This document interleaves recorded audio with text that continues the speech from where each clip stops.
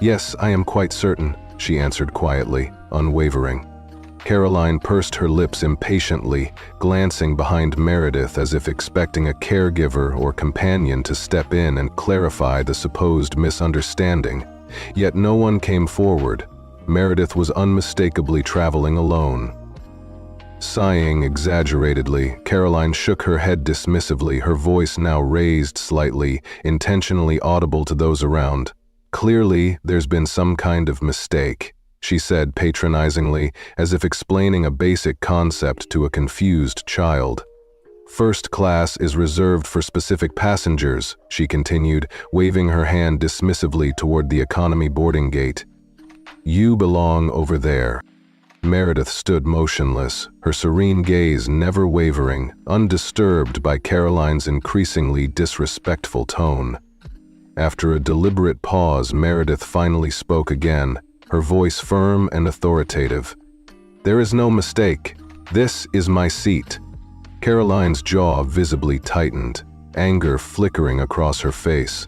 She'd encountered countless passengers before, those attempting to sneak into first class with fake tickets or illegitimate upgrades, and had absolutely no tolerance left. Frustrated, she held Meredith's ticket up against the overhead lights, scrutinizing it dramatically for signs of forgery. "I don't know how you managed to obtain this," Caroline muttered under her breath, her voice laced with suspicion and disgust, "but you won't be sitting here today." Behind Meredith, the boarding line grew tense as curious onlookers began exchanging uncomfortable glances. Sebastian Drake, the young businessman who earlier offered Meredith his seat, tensed visibly, hesitating as though he wanted to intervene but choosing silence. Caroline's patience snapped completely. Her voice became harsh and cutting, openly humiliating Meredith. "I've had enough of this nonsense. Step aside immediately." When Meredith remained resolute, not giving an inch, Caroline's composure broke entirely. With a sudden, shocking motion, she violently slapped the boarding pass out of Meredith's hand. The sharp sound pierced through the terminal like a whip crack, causing passengers to gasp audibly. Meredith's cane fell from her grip, hitting the polished floor with an echoing clatter. A stunned silence descended over the gate area. Abigail Mercer, a woman standing nearby, covered her mouth in horror. Sebastian's jaw tightened with anger, his eyes wide with disbelief. Yet Caroline seemed utterly indifferent to their reactions. "I told you to move," she snapped coldly, voice raised without an ounce of remorse. But Meredith, instead of recoiling or protesting, slowly bent down to retrieve her fallen cane, her movements graceful yet powerful in their calm dignity. Rising once more to her full height, she met Caroline's glare directly, her clear eyes radiating a quiet, formidable strength that made the attendant instinctively step backward. The tension hung heavy between them, almost suffocating. Then Meredith spoke softly, yet clearly, her calm, quiet voice sending an unmistakable chill through the air. "You've just made the gravest mistake of your entire career." The silence grew thicker, stifling, almost tangible. Then, in a voice so chillingly calm it froze the very air around them, Meredith spoke. "You've just made the gravest mistake of your life." Caroline scoffed, an uneasy laugh forced from her throat, though her eyes shifted nervously beneath Meredith's unwavering stare. "Ma'am, I don't have time for these theatrics," she said coldly, her voice dripping with contempt. "If you refuse to move, I'll have security escort you out immediately." The crowd around them began murmuring louder, discomfort and disbelief rippling through the gathering passengers. Sebastian Drake clenched his jaw tightly, visibly wrestling with whether or not he should intervene. Abigail Mercer, the woman who had gasped in horror moments earlier, anxiously scanned the surrounding faces, desperately hoping someone would speak up. Yet nobody did. They simply stared in silent anticipation, captivated by the drama unfolding before them. Unfazed, Meredith stood her ground, her composure extraordinary despite the humiliation she'd just endured. She calmly retrieved her fallen cane, grasping it firmly with a dignity that only deepened Caroline's irritation. Her voice remained steady, poised, and firm, cutting through the tension. "I have a first-class ticket, and I intend to board this flight in my rightful seat." Caroline drew a sharp, irritated breath through clenched teeth, shaking her head incredulously. "Unbelievable," she muttered bitterly under her breath. Without another glance at Meredith, Caroline spun sharply toward Leah Bennett, a younger flight attendant standing nearby. "Leah, call security, now." Leah hesitated visibly, her eyes darting uncertainly between Caroline and Meredith. Something about this entire exchange felt deeply wrong. Meredith Winslow wasn't behaving like someone who had made an error or been caught doing something dishonest. She displayed none of the expected signs of panic or nervousness. Instead, she radiated a calm authority that made Leah pause. Caroline's impatient glare intensified, however, forcing Leah to reluctantly reach for the intercom. But before Leah could summon security, a commanding voice interrupted sharply. "That won't be necessary." Everyone turned simultaneously to see a senior airline official striding confidently toward them. Richard Montgomery moved swiftly, his perfectly tailored suit reflecting an aura of indisputable authority, his badge clipped prominently to his chest. His face was expressionless, his eyes cold, yet fiercely authoritative. Ignoring Caroline entirely, he approached Meredith directly, respectfully inclining his head. "Mrs. Winslow," he spoke with clear reverence, "my sincerest apologies for the unacceptable delay. Your seat is ready, and we're honored to have you aboard." Caroline blinked in stunned disbelief, her mouth opening briefly before snapping shut again. Her voice trembled, barely audible. "Wait? What?" Only now did Richard turn toward Caroline, his gaze steely and unforgiving. "Step aside immediately, Miss Whitmore," he ordered quietly, his tone brooking no argument. A heavy, oppressive silence engulfed the terminal. Caroline felt the ground beneath her sway as panic began tightening its grip around her throat. Her fingers clenched around Meredith's boarding pass, the crumpled ticket trembling slightly. "There must be a misunderstanding," she stammered weakly, desperately forcing a strained chuckle. "I mean, she—" Richard interrupted her sharply, his tone ice cold. "There is no misunderstanding. Did you even bother checking the system before publicly humiliating this passenger?" Caroline's throat constricted, suddenly unable to respond. She had scanned the boarding pass briefly but never bothered verifying the passenger information in the system. Her stomach churned with sickening realization. She had made a grievous assumption. Richard's eyes narrowed further, reading her silence clearly. Without waiting for Caroline's reply, Richard turned sharply toward Leah. "Leah, kindly escort Mrs. Winslow to her rightful seat immediately." His voice left absolutely no room for debate. Leah quickly stepped forward, her voice gentle, respectful. "Right this way, Mrs. Winslow," she offered softly.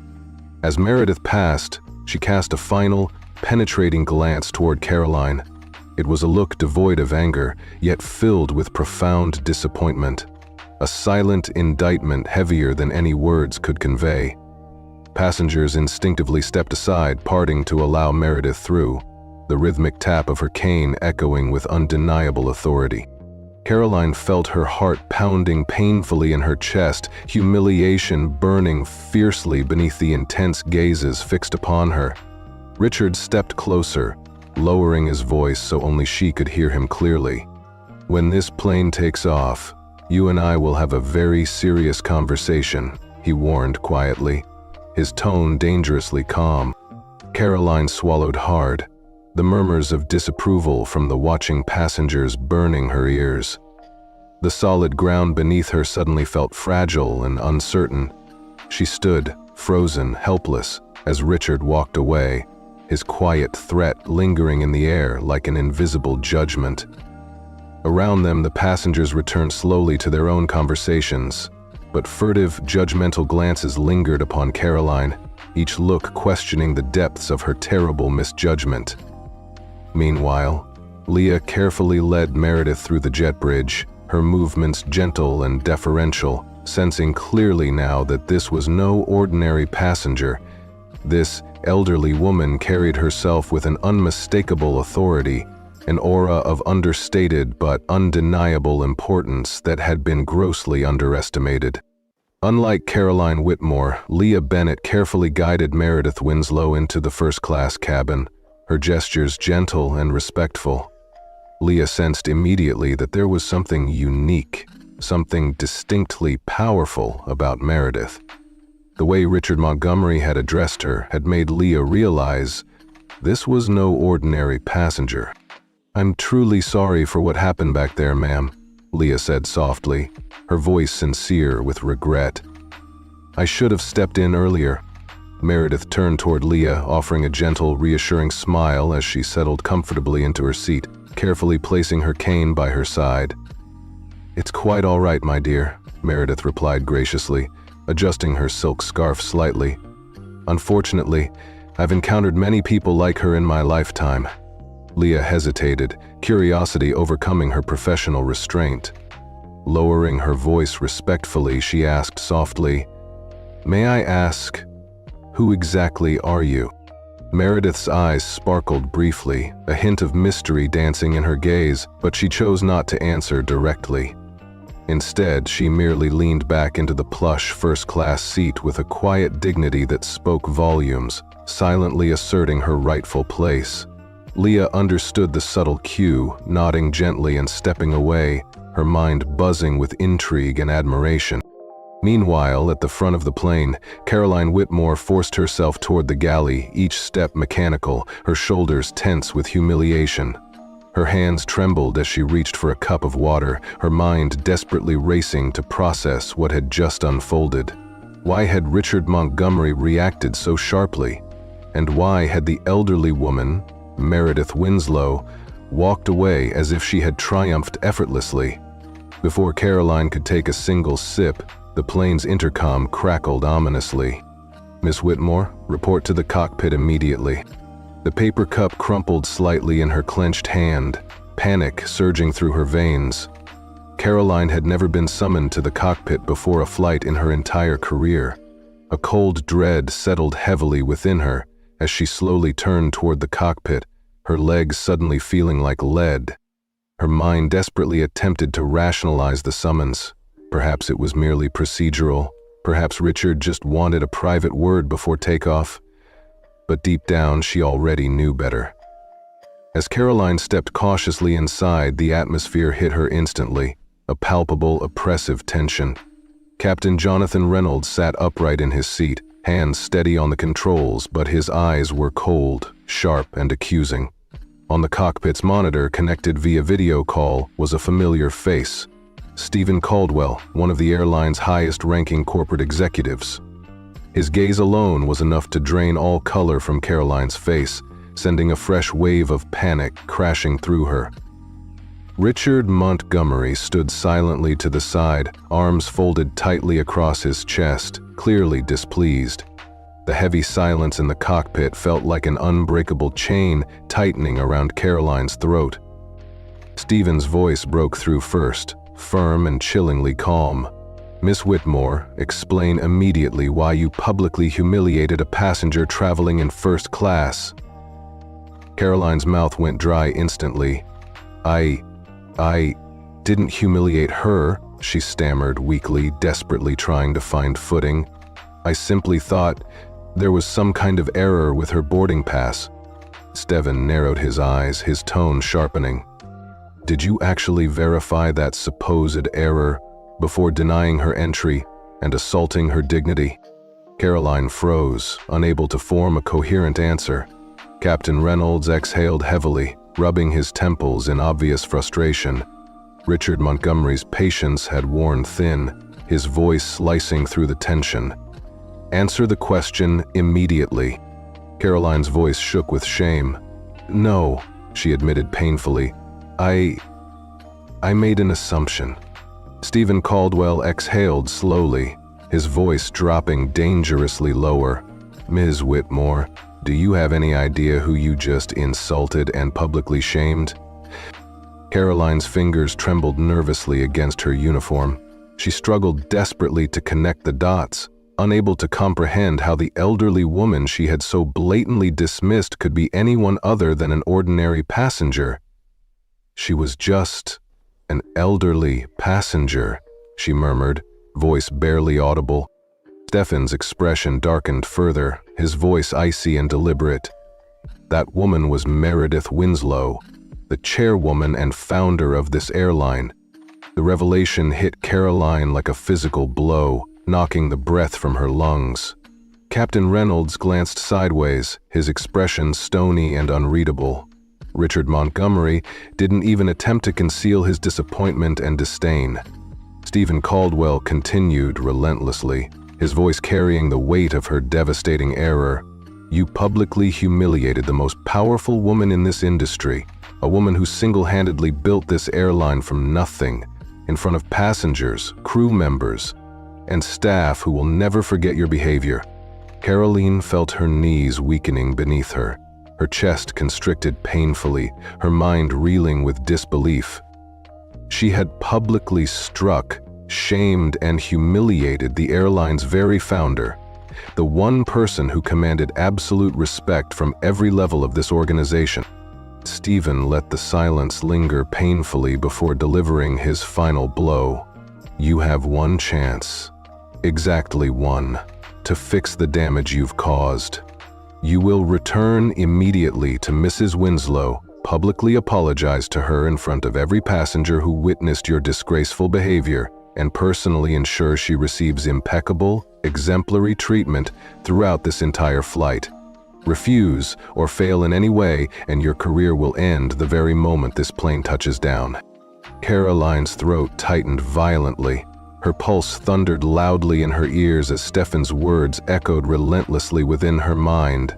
Meredith Winslow, founder, chairwoman, the most influential woman in aviation. How could she have been so blindly arrogant, so deeply ignorant? She forced herself to speak, though her voice felt distant, foreign. I didn't realize. You didn't realize what? Richard's voice cut through harshly, impatience flaring unmistakably. That she didn't fit your preconceived idea of a first-class passenger? Caroline flinched visibly, the bitter truth stinging her deeply. That's not, Stefan interrupted sharply, coldly unyielding. Miss Whitmore, if you had recognized her name, if you had any inkling of her true identity, would you have dared treat her as you did? Caroline opened her mouth, but no sound emerged. They all knew the brutal truth. If she had known Meredith Winslow's true identity, she would have shown nothing but absolute respect. Her silence betrayed the harsh reality, hanging heavily over the cockpit, undeniable. Captain Reynolds shook his head slightly, visibly troubled. Richard exhaled sharply, disappointment etched deeply into his face. Stephen merely nodded once, as though expecting exactly this result. Go, Stephen instructed coldly. You will issue a full, unequivocal public apology immediately. You will personally escort Mrs. Winslow to her seat. Understand clearly, this is not a request. It is your only opportunity to retain your position. Fail, and you will never wear this airline's uniform again. Caroline nodded stiffly, shame burning fiercely beneath her skin. Understood, she whispered, her voice barely audible. Captain Reynolds offered no support, Richard Montgomery no sympathy. Caroline turned, each step back toward the cabin excruciating. The instant she stepped into the first-class cabin, she felt every passenger's eyes upon her, judgment radiating openly from their stares. They might not have known every detail, but they certainly knew enough. The murmurs and whispers from the boarding gate had followed her onto the plane, and now Caroline could feel their heavy weight pressing down upon her like an inescapable spotlight. Now, every step Caroline Whitmore took toward Meredith Winslow felt like an agonizing march of shame. Meredith sat gracefully in her seat, entirely at ease, her cane placed neatly beside her. Leah Bennett lingered close by, watching carefully, uncertain how the situation would unfold, sensing that this was far from over. Caroline stopped stiffly beside Meredith, her hands trembling visibly as she forced herself to utter the words she'd never imagined she'd have to say. "Mrs. Winslow," her voice cracked noticeably, betraying her profound discomfort. She swallowed, desperately trying again. I must sincerely apologize for the way I treated you earlier." Meredith turned her head slowly, meeting Caroline's anxious eyes with a serene expression that held an unsettling intensity. Something mysterious, almost piercing, lay behind the elderly woman's calm gaze. The silence stretched painfully between them. Passengers nearby subtly leaned in, curiosity piqued, their whispers intensifying. Even Leah held her breath, uncertain yet captivated. Caroline felt a fresh wave of humiliation burn through her. She'd openly belittled Meredith, treated her like an annoyance, dismissed her worthiness without a second thought. And now Caroline herself stood diminished and humiliated. She inhaled shakily, forcing herself onward, her voice trembling with deepening shame. "I misjudged you. My actions were wrong. I showed you disrespect in front of everyone here." Meredith didn't respond immediately, deliberately allowing the words to linger heavily in the charged air, ensuring Caroline felt their full weight. Finally, she nodded once, her expression composed. "I accept your apology," she replied quietly. Caroline exhaled slightly, relief flickering briefly across her face, believing that at last the ordeal was over. But just as she began to turn away, Meredith calmly lifted her glass of water, took a delicate sip, and added something that instantly caused Caroline's stomach to drop. "Now please repeat that apology for them." The air inside the cabin shifted instantly, growing colder, thicker. Caroline blinked, her heart sinking deeper into dread. "Repeat it for who?" Meredith gestured gracefully toward the rows of passengers. "For all those who witnessed your behavior, who heard you demean and humiliate an elderly passenger, who saw you slap the hand of the very woman who built this airline from the ground up," Meredith said calmly, her voice steady and clear. "I've accepted your apology personally. But they deserve to hear it too." Caroline felt the blood drain rapidly from her face. A chill ran through her, an overwhelming wave of dread and humiliation washing over her, as every passenger's eyes now openly stared, awaiting her words. The aircraft's gentle hum underscored a deafening silence, thick with tension and judgment. Her body went rigid. Apologizing privately had been mortifying enough, but publicly admitting her error, openly acknowledging her prejudice and arrogance, felt utterly crushing. Caroline felt indignation rise within her briefly, anger that no passenger had stepped forward earlier, yet now eagerly awaited her public downfall. Why should she bear this shame alone? Yet Robert Ellington's warning was unmistakably clear. Without genuine remorse, her career would end before the plane even reached its destination. Caroline clenched her fists tightly at her sides, then slowly forced her arms to relax. She swallowed painfully, feeling the judgmental gaze of Richard Montgomery from the front of the cabin, his arms crossed, offering no mercy, only stern expectation. She had created this humiliation herself, and now she had no choice but to face it head-on. Drawing a ragged breath, Caroline raised her voice, just loud enough to carry, though each word felt like tearing a wound further open. "I owe an apology to every passenger here." An immediate ripple of murmurs ran through the cabin. Several passengers shifted, focusing intently now. Sebastian Drake, the businessman who earlier had nearly intervened, raised an eyebrow sharply, his gaze unwavering. Abigail Mercer, the woman who had gasped audibly at the earlier humiliation, watched Caroline with quiet yet pointed satisfaction. Forcing herself onward, Caroline continued, her voice trembling yet firm enough to be clearly heard, each word a struggle against her battered pride. "Before boarding, I made an unjustified assumption about a passenger. My actions toward Mrs. Winslow were disrespectful and completely inappropriate. I questioned her right to sit in first class without any valid reason, and I humiliated her publicly.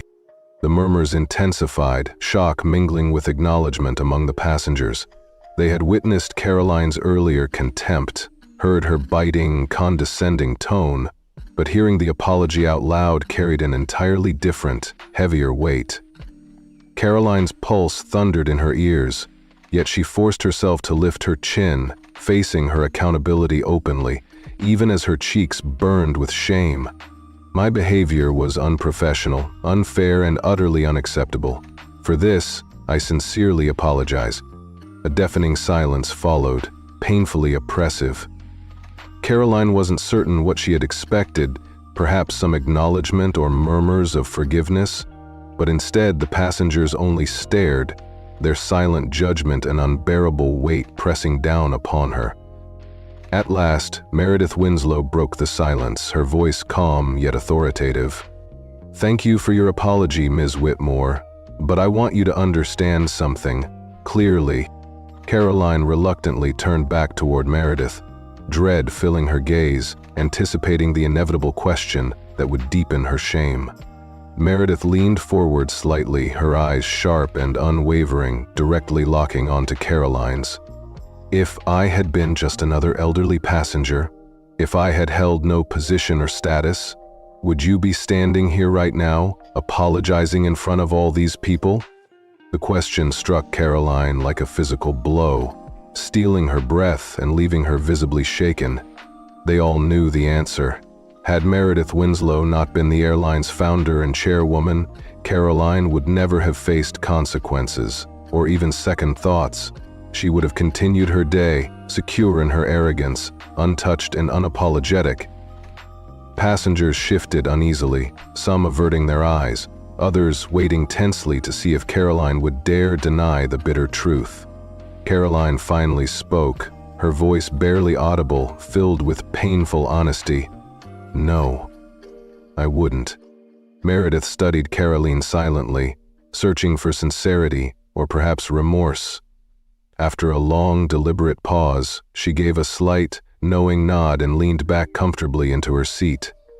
Caroline's stomach twisted sharply as she turned, desperate to escape the scrutiny, when Richard Montgomery's commanding voice abruptly halted her retreat. "Ms. Whitmore?" he said sternly, his voice neutral yet carrying unmistakable weight. "You will personally attend to Mrs. Winslow's needs for the remainder of this flight." Caroline froze, her eyes widening in disbelief. This wasn't simply a punishment. It was a clear public assertion of Meredith Winslow's rightful authority. For the remainder of this flight, Caroline would serve as a visible example of her own severe misjudgment, a constant reminder of her humiliation and the consequences of her arrogance.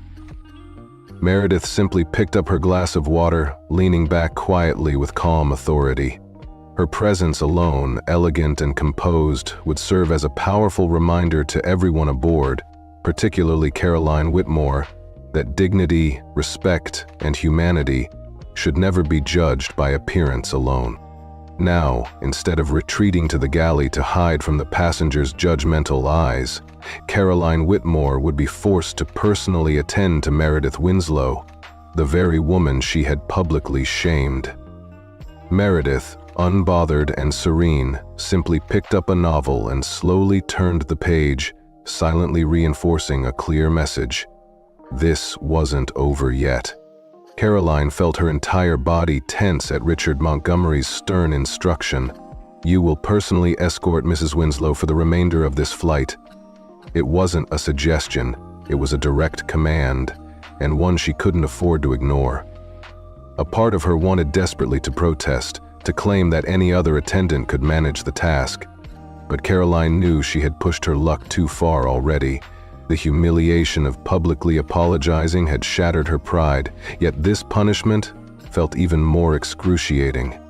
The murmurs throughout the cabin had subsided, but the silence remained oppressive, thick with unresolved tension. The passengers were no longer just spectators, they now watched attentively, waiting to see how Caroline would navigate her harsh new reality. Beside her, Leah Bennett hesitated, visibly uncertain whether she should offer assistance. But Richard Montgomery's unyielding stare made it clear there would be no negotiations. Caroline took a sharp breath, forcing herself to turn stiffly toward Meredith, her hands clasped tightly in front of her. "If there's anything you require during the flight, Mrs. Winslow," she managed to say through clenched teeth, her voice strained and almost inaudible, "please do not hesitate to ask." Meredith didn't immediately look up from her book. Instead, she deliberately finished the sentence she was reading, letting the moment stretch uncomfortably before finally raising her eyes to meet Caroline's gaze. Meredith's expression held neither smugness nor visible satisfaction, only the same serene, dignified authority she'd carried from the start. "I'll keep that in mind," Meredith said simply, her voice calm yet final, before calmly returning her attention to the pages of her novel. The dismissal was absolute, carrying the weight of Meredith's quiet dignity. Caroline felt her cheeks flush painfully as she turned to the front of the cabin, forced now to remain in full view of every passenger. No escape. No chance to hide her disgrace. Richard Montgomery, clearly satisfied that justice had been firmly asserted, gave Caroline one final, decisive glance before striding purposefully toward the cockpit. Leah lingered briefly, casting Caroline a cautious glance filled with something, perhaps pity, perhaps uncertainty. "I can help you if you need anything," Leah whispered gently. Caroline tightened her jaw, pride wounded yet refusing Leah's sympathy. "I can handle it," she muttered stiffly. Leah nodded reluctantly, clearly unconvinced, and with one final sympathetic glance toward Meredith, she stepped away, leaving Caroline isolated and exposed. Standing awkwardly alone, Caroline felt every gaze piercing into her back. Passengers subtly stole glances, feigning interest in magazines or in-flight entertainment, but undeniably fixated on her humiliation. Sebastian Drake, the young businessman who had witnessed it all, no longer hid his observation. He openly studied her, fingers rhythmically tapping against his armrest, his expression neither mocking nor fully compassionate, merely observant, as if witnessing a lesson he doubted Caroline had fully grasped yet. Caroline forced herself to stand tall, though internally she felt twisted and diminished. She had never felt smaller.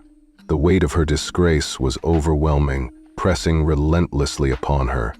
As the flight continued, Caroline tried desperately to maintain a facade of professionalism, to perform her duties mechanically as though nothing had happened. Yet she couldn't ignore Meredith's presence. Each time she passed the elderly woman's seat, the quiet authority emanating from Meredith's calm demeanor intensified Caroline's discomfort. Not because Meredith did anything, but precisely because she did nothing. She merely existed, reading quietly, occasionally sipping her water or glancing thoughtfully out the window. Yet now and again, Meredith's calm eyes flickered toward Caroline, lingering for just a moment, not in anger or contempt, but in quiet, powerful observation, and somehow this silent scrutiny was infinitely worse. At one point, Caroline carried a fresh tray of refreshments through the first-class cabin. As she approached Meredith's seat, her steps faltered slightly. She hesitated, debating internally whether she should speak or silently place the glass and retreat. But Meredith noticed her uncertainty and raised her gaze calmly, her expression unreadable. I brought you some fresh water," Caroline said quietly, her voice noticeably weaker than usual. Meredith offered a subtle nod, placing her book gently onto her lap. "Thank you," she replied softly, her eyes never wavering. Caroline's hand trembled slightly as she placed the glass on Meredith's tray table. The water wobbled, spilling slightly before landing with a quiet clink. Caroline immediately withdrew her hands, humiliation burning fiercely at her rare moment of clumsiness. She never faltered, never fumbled. Yet here she stood, vulnerable and visibly shaken, in front of Meredith's piercing gaze. As Caroline straightened and prepared to escape, Meredith's gentle voice halted her once again. "You've been employed by this airline for a long time, haven't you, Miss Whitmore?" Caroline stiffened instantly, wary. "Yes," she responded cautiously, uncertainty evident in her voice. Meredith studied her quietly, thoughtfully, then nodded once in acknowledgement, her calm authority unshaken. "Then you of all people should understand the importance of treating every passenger with equal respect." Caroline felt her chest tighten painfully. Meredith's softly spoken words struck deeper than any harsh reprimand. Her subtle yet profound rebuke hung heavily in the silence between them, a gentle but devastating indictment of Caroline's earlier actions. Caroline's throat tightened, her pride shattered anew under the weight of Meredith's quiet, powerful truth. And in all that time, Meredith Winslow continued calmly, her eyes gently probing Caroline Whitmore. "Has anyone ever questioned whether you truly belonged here?" Caroline's stomach twisted painfully at the piercing question. She knew exactly what Meredith was asking. Had anyone ever doubted her competency? Had anyone dismissed her before she had a chance to prove herself worthy? The answer was obvious. Of course not. Caroline had always walked confidently through the cabin, never experiencing scrutiny or condescension. Never once had she been made to feel out of place. Yet that was exactly how she'd treated Meredith. Caroline's mouth went dry. Her first instinct was to defend herself, to claim it wasn't about Meredith personally, that she had merely been enforcing rules. But deep down, she knew it would be a lie. For the first time in her long career, Caroline Whitmore had nothing to say. Meredith didn't press further. Instead, she calmly lifted her water glass, took a slow sip, and returned to her book, the moment left hanging in the air with devastating clarity. Caroline turned away, but the weight of Meredith's question followed her like a haunting shadow. For the first time, it wasn't just humiliation she felt. It was something deeper, sharper, more difficult to shake off. Shame. She moved through the first-class cabin like a ghost, each step heavier than the last. Every glance from passengers reminded her vividly of the moment she'd lost control. She had spent her career commanding respect, enforcing order, ensuring flights ran flawlessly. But now she was the one being taught a painful lesson.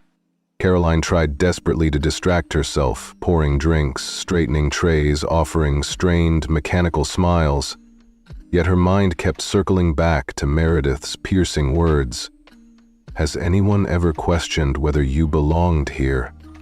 Caroline already knew the answer, and it sickened her. At the front of the plane, Richard Montgomery stood silently near the galley, arms folded across his chest, observing Caroline's stiff movements through narrowed eyes. She could feel his scrutiny tracking each hesitation, each falter. "You're struggling," he finally remarked quietly when she approached. Caroline bristled defensively.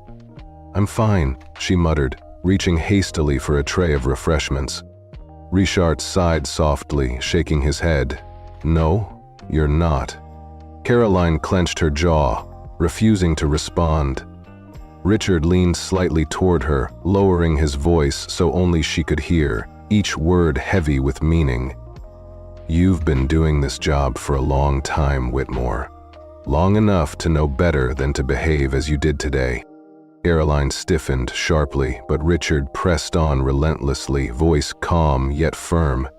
"You made an assumption about Mrs. Winslow. It wasn't about tickets or protocol. It was about what you personally believed a first-class passenger should look like." Caroline's fingers dug painfully into the edge of the galley counter. "I didn't mean—" Richard's voice cut sharply through her feeble excuse. "It doesn't matter what you meant. It matters what you did." Caroline flinched slightly but held her composure, straightening her shoulders, voice clipped and strained. "I already apologized." Richard studied her for a long, uncomfortable moment, his gaze probing deeply. Finally, he nodded slowly, his voice soft yet cutting. "Yes, you did. But do you truly understand what you're apologizing for?" Caroline's breath caught in her throat. She wanted to snap back indignantly, claiming she understood perfectly, that she'd simply misjudged a passenger. But deep inside she recognized what Richard was truly asking. Not whether she understood her mistake, but whether she understood the bias that had fueled it. Unable to confront that reality, Caroline turned sharply away, fidgeting nervously with napkins that didn't need adjusting. "I need to get back to work," she murmured stiffly. Richard didn't push further. He stepped back, allowing her space, his final words lingering meaningfully, "Then get back to work." As Caroline moved through the cabin, Richard's words echoed relentlessly.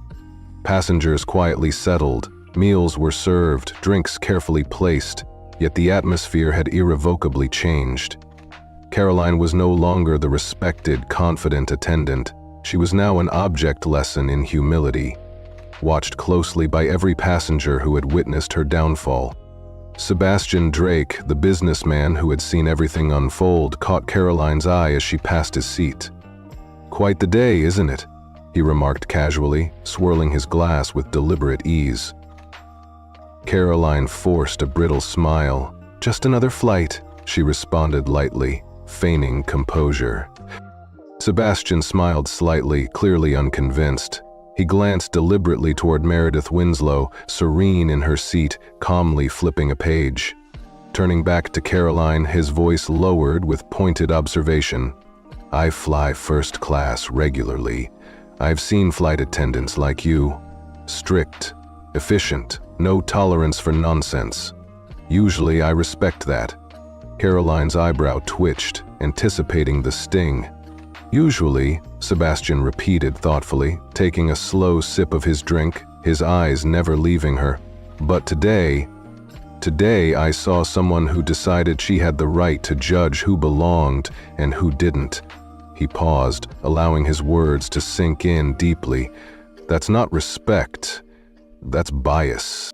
Caroline felt his words strike like a physical blow. She wanted desperately to turn away, to dismiss him, just as she'd dismissed Meredith. But she couldn't, because deep down, she knew he was right. Sebastian didn't press further. He simply returned calmly to his drink, conversation finished. Caroline turned stiffly away, the heaviness in her chest growing unbearable. For years, she'd prided herself on following strict guidelines, believing herself professional, fair, and competent. But today, she'd come face to face with a harsh truth. She had twisted those standards to justify her own prejudices. Caroline moved numbly through the cabin, haunted by thoughts she'd tried to suppress. Each glance, each whispered word from the passengers felt like an accusation, underscoring her failure. The hum of the aircraft became background noise as voices, Richard's, Sebastian's, Meredith's, repeated relentlessly in her mind, confronting her with uncomfortable truths she couldn't ignore. She judged Meredith before the older woman ever spoke a word, instantly assuming she didn't belong in first class. Had Richard not intervened, had Meredith Winslow not been Meredith Winslow, Caroline's bias would have gone unnoticed, unquestioned, uncorrected. The realization felt like a gut punch, leaving Caroline hollow and painfully exposed. A sudden crackle of the intercom jolted her back to reality. The captain's calm voice filled the cabin. "Ladies and gentlemen, we're beginning our descent. Flight attendants, please prepare the cabin for landing." Caroline straightened instinctively, smoothing her uniform in an attempt to shake off the overwhelming shame. She moved on autopilot, checking seatbelts, securing trays, going through familiar motions she'd performed countless times before. Yet her mind lingered back at the gate, back to the exact moment she'd made a disastrous judgment, a decision she'd never once second-guessed until now.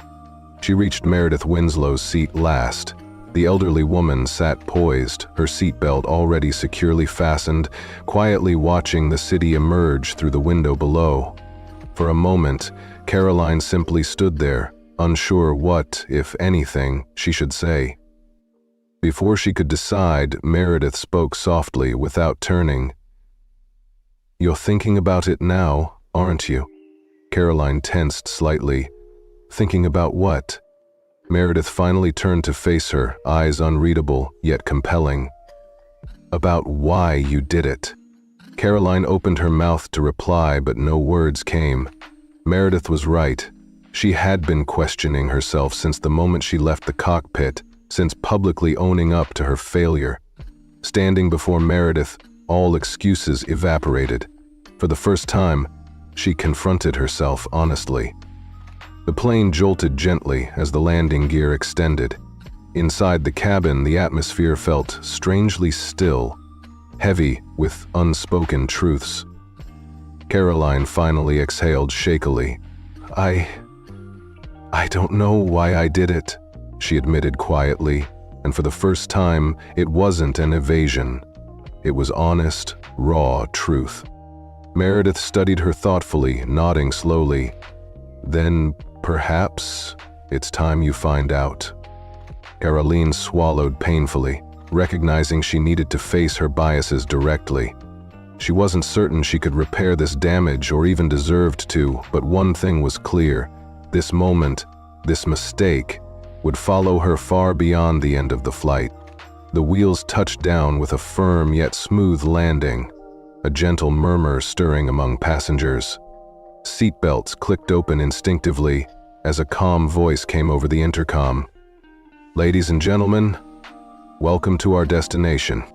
Caroline drew a shaky breath, preparing herself to face whatever consequences awaited her beyond the aircraft doors. "Ladies and gentlemen, welcome to our destination. Please remain seated with your seatbelts fastened until the captain has turned off the seatbelt sign. On behalf of our entire crew, thank you for choosing to fly with us today." The familiar announcement washed through the cabin, accompanied by the rustling of bags, quiet conversations resuming, and the impatient shifting of passengers preparing to disembark. Yet Caroline Whitmore felt none of her usual relief or satisfaction upon landing. Instead, an unfamiliar dread settled deep in her chest, a gnawing apprehension that made her stomach twist painfully. She stared anxiously toward the jet bridge, already sensing that whatever awaited her beyond the aircraft doors would not be good. At the front of the first-class cabin, Richard Montgomery was speaking quietly but urgently into the in-flight phone, his posture rigid, clearly coordinating with ground operations. Caroline noticed the subtle tension in his movements. This was more than just a standard landing procedure. Meanwhile, Meredith Winslow remained poised, entirely unruffled as she slowly gathered her belongings, her movements elegant and unhurried, betraying no sense of urgency. As Meredith reached gently for her handbag and cane, her eyes briefly flickered toward Caroline. The look was subtle, yet unmistakably weighted with meaning. Caroline forced herself to maintain her composure, standing straight despite her internal turmoil. She had apologized. She had served Meredith dutifully through the flight, but somehow it still felt painfully unfinished. The seatbelt sign finally switched off with a gentle ding, prompting the passengers to rise, calmly reaching for their belongings. First-class passengers moved at their customary unhurried pace, adjusting jackets and carefully retrieving designer bags. Sebastian Drake smoothly stood up, adjusting his suit jacket casually, before turning to Caroline with a measured glance. "Well?" he remarked softly, his tone smooth yet pointed. "This was certainly memorable." Caroline said nothing, her expression rigid. Sebastian paused, studying her thoughtfully before nodding slowly. "You'll remember today for a long time, I imagine." Caroline felt something tighten sharply within her chest, unwilling to admit how deeply correct he was. Without awaiting her response, Sebastian turned, stepping confidently from the plane into the jet bridge, leaving Caroline to gather her nerve for what lay ahead. Taking a deep breath, Caroline steadied herself, trying desperately to regain composure despite her trembling hands and leaden feet. She turned back toward Meredith Winslow, who was calmly adjusting the strap of her elegant handbag, gripping her polished ivory cane lightly, radiating the same steady authority she'd demonstrated from the start. Meredith showed no eagerness to exit the aircraft. Instead, her movements were measured, calm, and deliberate. At last, Meredith's eyes found Caroline's once again, studying her closely, as if examining an unsolved puzzle. Caroline felt exposed, acutely aware of Meredith's quiet yet profound scrutiny. Then Meredith spoke quietly, her voice carrying undeniable authority. "Walk with me." Caroline blinked in surprise, momentarily unsure if she had heard correctly. "Excuse me?" Meredith nodded subtly toward the open jet bridge, her expression gentle yet unyielding. "Walk with me," she repeated, clearly indicating this was not a request, it was an expectation. Every muscle in Caroline's body tightened in resistance, desperate to remain behind, to escape what awaited her. But Richard Montgomery's commanding voice swiftly sliced through her hesitation. "Go," Richard instructed, his tone firm and uncompromising, making it unmistakably clear that Caroline had no choice in the matter. Caroline clenched her jaw, exhaling sharply through her nose, and nodded stiffly in acknowledgement. As Meredith Winslow rose gracefully from her seat, Caroline reluctantly fell into step just behind her, following her into the jet bridge, feeling as if she were walking toward her own judgment. The short walk through the jet bridge seemed to stretch endlessly, every step magnified by Caroline's anxiety. As soon as they stepped into the bustling airport terminal, she felt an immediate shift in the air, a sense of expectation, of something awaiting her. Meredith moved slowly but confidently, her cane gently tapping rhythmically against the polished floor. Caroline followed closely, forcing herself to maintain a professional posture even as panic surged inside. Passengers instinctively parted for Meredith, not merely due to her age or appearance, but because she carried an aura of undeniable presence, of quiet yet commanding authority.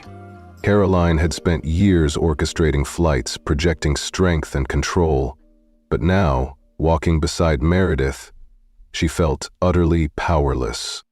As the terminal opened before them, crowded with travelers and filled with the usual airport chaos, Caroline's heart jolted sharply. Ahead stood a group of airline executives, gathered near a restricted access point. At their center was Stephen Caldwell, the airline's top executive, his presence formidable and coldly authoritative, and beside him stood airport security officials. Caroline's breath caught painfully in her chest, her steps faltering slightly before she quickly forced herself forward. Meredith never broke stride, approaching the assembled group without hesitation. Caroline could feel her future closing in rapidly, the consequences she had dreaded becoming terrifyingly real. Executives straightened immediately as Meredith Winslow approached, their expressions respectful yet undeniably tense. Stephen Caldwell stepped forward first, greeting Meredith with utmost professionalism. "Mrs. Winslow," Stephen began smoothly, inclining his head respectfully, "I trust your flight was enlightening?" Meredith offered a small, knowing smile. "Oh, indeed it was." Stephen's sharp gaze shifted pointedly to Caroline. His tone turned cold, unequivocal. "Miss Whitmore, we need to speak with you." Caroline felt her fingers tremble slightly at her sides, dread tightening her throat. "Sir, Stephen raised a hand sharply, cutting off her attempted explanation. "Not here," he stated flatly. "Come with us." Caroline felt her stomach plummet. At that moment, Meredith calmly stepped forward, her gentle yet firm voice resonating clearly through the tense silence. "Miss Whitmore understands the gravity of her actions," Meredith stated evenly, her gaze firm and clear. "I'm confident she is prepared to fully accept responsibility. Isn't that right, Miss Whitmore?" Caroline's throat tightened painfully. Throughout the flight, she'd tried convincing herself that her humiliation, her public apology, had already paid the price. But now, standing before the airline's senior executives, airport security looming behind them, she realized the true repercussions had only just begun. Her career, her reputation, her very future was about to be decided. And for the first time in her life, Caroline Whitmore wasn't sure if there was any way left to salvage her career or her dignity. She stood frozen in place, her mind struggling to grasp the gravity of the scene unfolding around her. The sounds of the bustling airport terminal seemed muted, distant beneath the crushing weight of reality pressing upon her chest. This wasn't merely a reprimand, it was a reckoning. Stephen Caldwell stood, unwavering, his expression unreadable yet carrying absolute authority. The security officers standing close by conveyed everything Caroline needed to know. This conversation would not be quiet or discreet. Beside her, Meredith Winslow waited patiently, her expression composed, offering neither anger nor vindication, only a calm, resolute expectation. Caroline understood that Meredith intended her to face the full consequences of her actions. And now, there was nowhere left to hide. "Miss Whitmore," Stephen repeated firmly, his voice cutting clearly through her tangled thoughts. "Please come with us." For the first time in her distinguished career, Caroline hesitated. She had always been in control, always the one leading and directing others. Now, standing on the receiving end of scrutiny, being instructed to follow, to explain herself, she felt reduced, exposed, and painfully vulnerable. Caroline forced her legs to move, each step heavy and reluctant as she followed Stephen and the security officers toward the airline's executive offices. It felt disturbingly close to an arrest, though she knew technically it wasn't. Passengers lingering in the terminal glanced toward her, some openly curious, others quickly turning their heads away, pretending indifference. Yet she felt their gazes, judgmental whispers beginning to ripple through the crowd. Just as they'd echoed throughout the cabin, they reached a set of pristine glass doors bearing the airline's prestigious emblem. Behind these doors lay Caroline's fate. Stephen swiped his badge across a discreet panel, the doors unlocking with an audible click.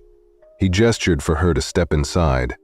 Caroline hesitated briefly, casting one final glance toward Meredith, who had quietly seated herself in the lounge area outside, still calm, collected, yet watching her carefully.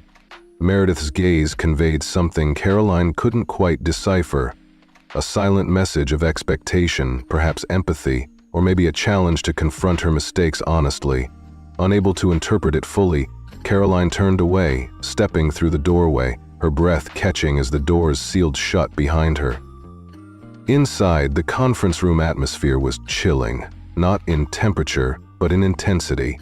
The polished, immaculate surface of the long conference table gleamed under harsh fluorescent lighting. At the table's head sat James Whitmore, Senior Operations Manager, his sharp eyes locking onto Caroline the instant she entered. Flanking him were two other senior executives, each with thick files placed ominously before them, undoubtedly documenting her actions. Caroline's stomach twisted sharply, knowing her professional life was now condensed within those folders. "Sit," James instructed, indicating a chair at the opposite end of the expansive table. Caroline obeyed silently, lowering herself stiffly, her spine rigid with tension. The security personnel took positions near the door, unmoving sentinels guarding against escape or disruption. James leaned forward slightly, steepling his fingers thoughtfully. "You know exactly why you're here," he stated quietly, each word deliberate. Caroline forced herself to nod, her throat dry. "Yes, sir." James studied her for a long, uncomfortable moment. "Then please," he said evenly, "explain exactly what happened on this flight." Caroline's instincts screamed for her to defend herself, to insist she'd been doing her job, following protocol, maintaining order and efficiency. But deep down she recognized the truth. Those were empty excuses, masks hiding her bias. Drawing a painful breath, Caroline chose honesty. "I made an unjust assumption about a passenger," she admitted slowly, her voice steady but filled with regret. "Because of that assumption, I treated her unfairly." James didn't move, didn't visibly react. He simply waited, eyes assessing her carefully. Caroline forced herself onward, each admission more difficult than the last. "I publicly humiliated her. When she resisted, I put my hands on her." James finally leaned back slightly, his expression still unreadable. "Do you fully comprehend what you've just admitted to, Miss Whitmore?"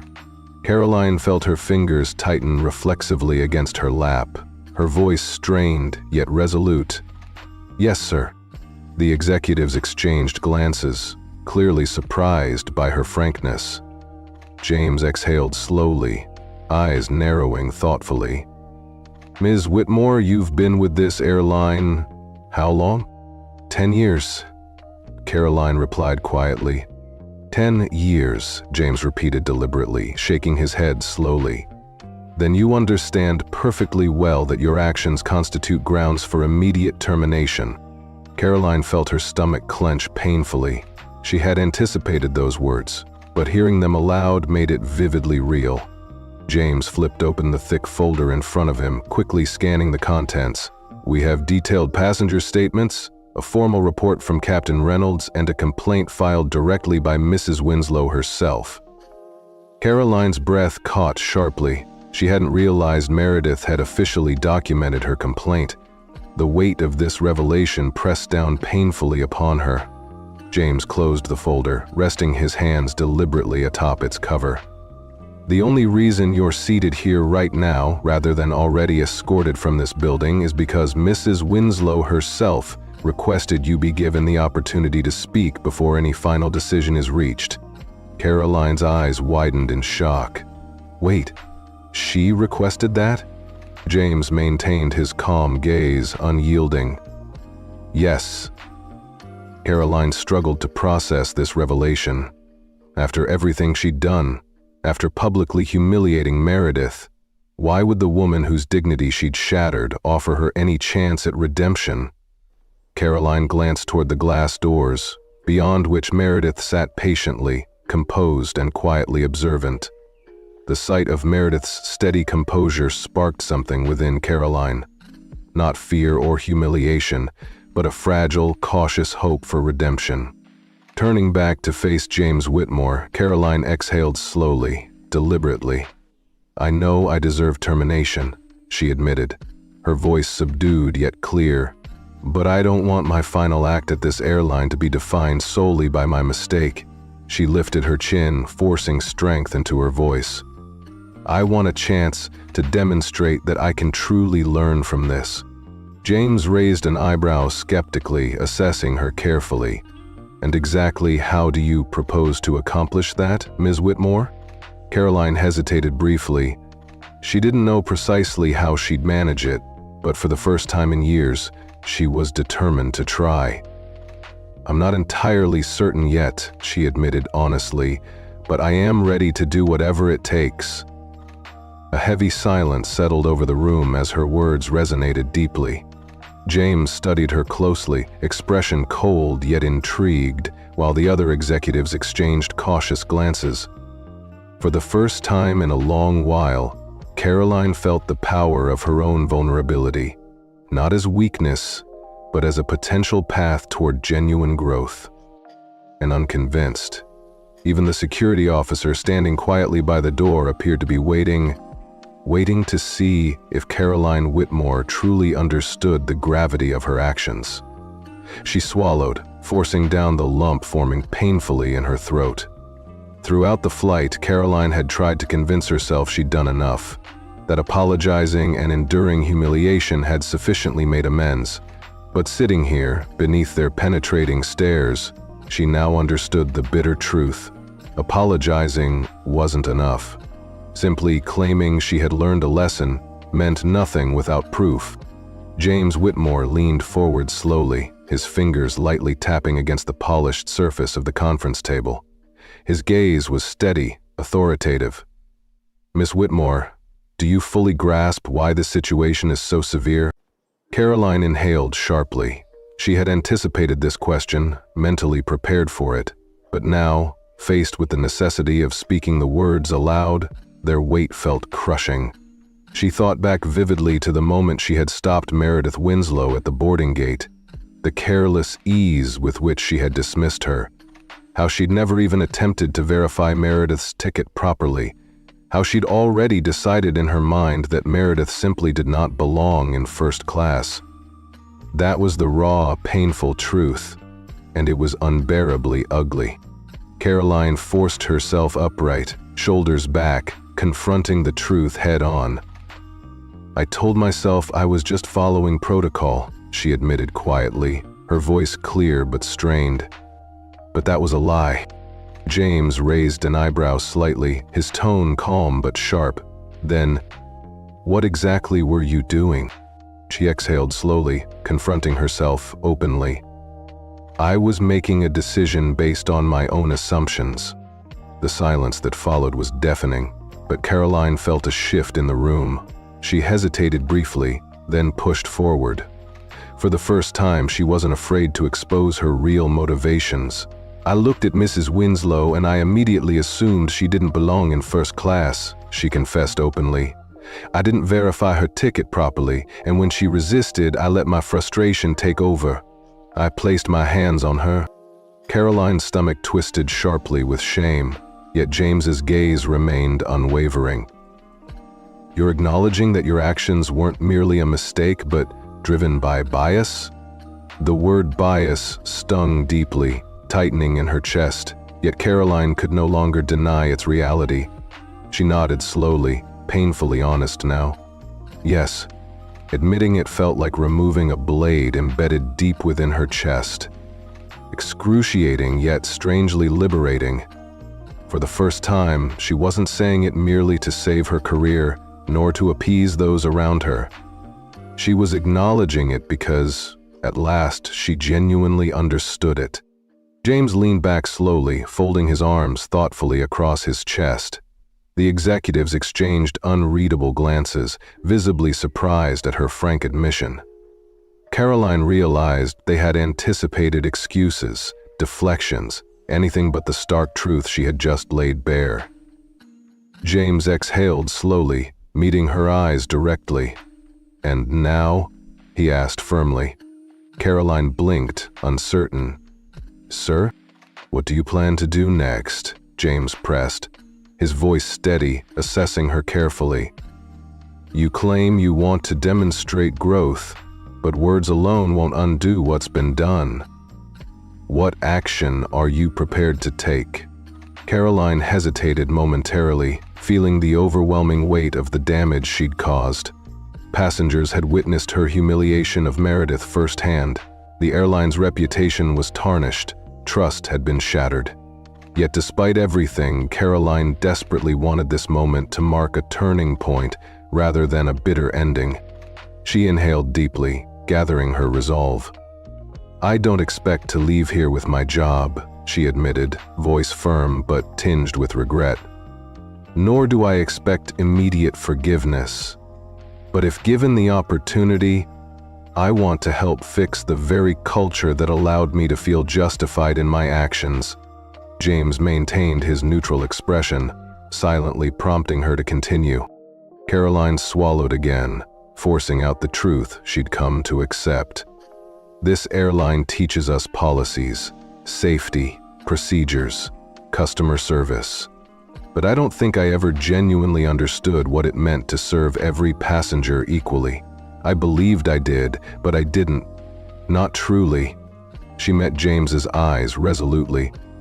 "If I'm allowed to stay, I want to actively help change that." The room fell silent once more. Caroline wasn't certain she had said the right thing, only that for the first time her words felt genuine and sincere. James considered her closely, his eyes unreadable. Finally, he nodded curtly. "Wait outside," he instructed. Caroline rose stiffly, nodding respectfully, her heart thudding unevenly. This time, the security officers made no move to escort her, a minor relief amid overwhelming uncertainty. As she stepped out into the waiting area, her breath trembled slightly in her chest. Then her gaze settled on Meredith Winslow, calmly seated nearby, poised and patient. Meredith slowly turned her head, meeting Caroline's eyes directly. For the first time since this ordeal began, Caroline didn't try to avoid Meredith's gaze. She didn't look away. didn't pretend she wasn't standing precariously on the edge of losing everything. Instead, she stood quietly, openly acknowledging Meredith's calm appraisal. "They're discussing your future in there," Meredith said quietly, nodding gently toward the glass conference room doors, her tone steady and composed, as though this were merely a casual conversation. But they weren't strangers anymore, not after today. Caroline swallowed tightly. "I understand." Meredith tilted her head slightly, her gaze penetrating yet gentle, filled with a wisdom Caroline couldn't yet grasp fully. "Do you?" Caroline drew a shaky breath. For the first time, she truly faced what Meredith was silently asking. Did she grasp the severity, the deeper meaning behind her actions? She had stood at the precipice of losing it all, convinced she'd done enough to atone.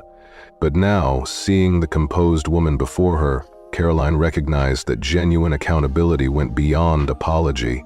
It required true understanding, humility, and a commitment to meaningful change.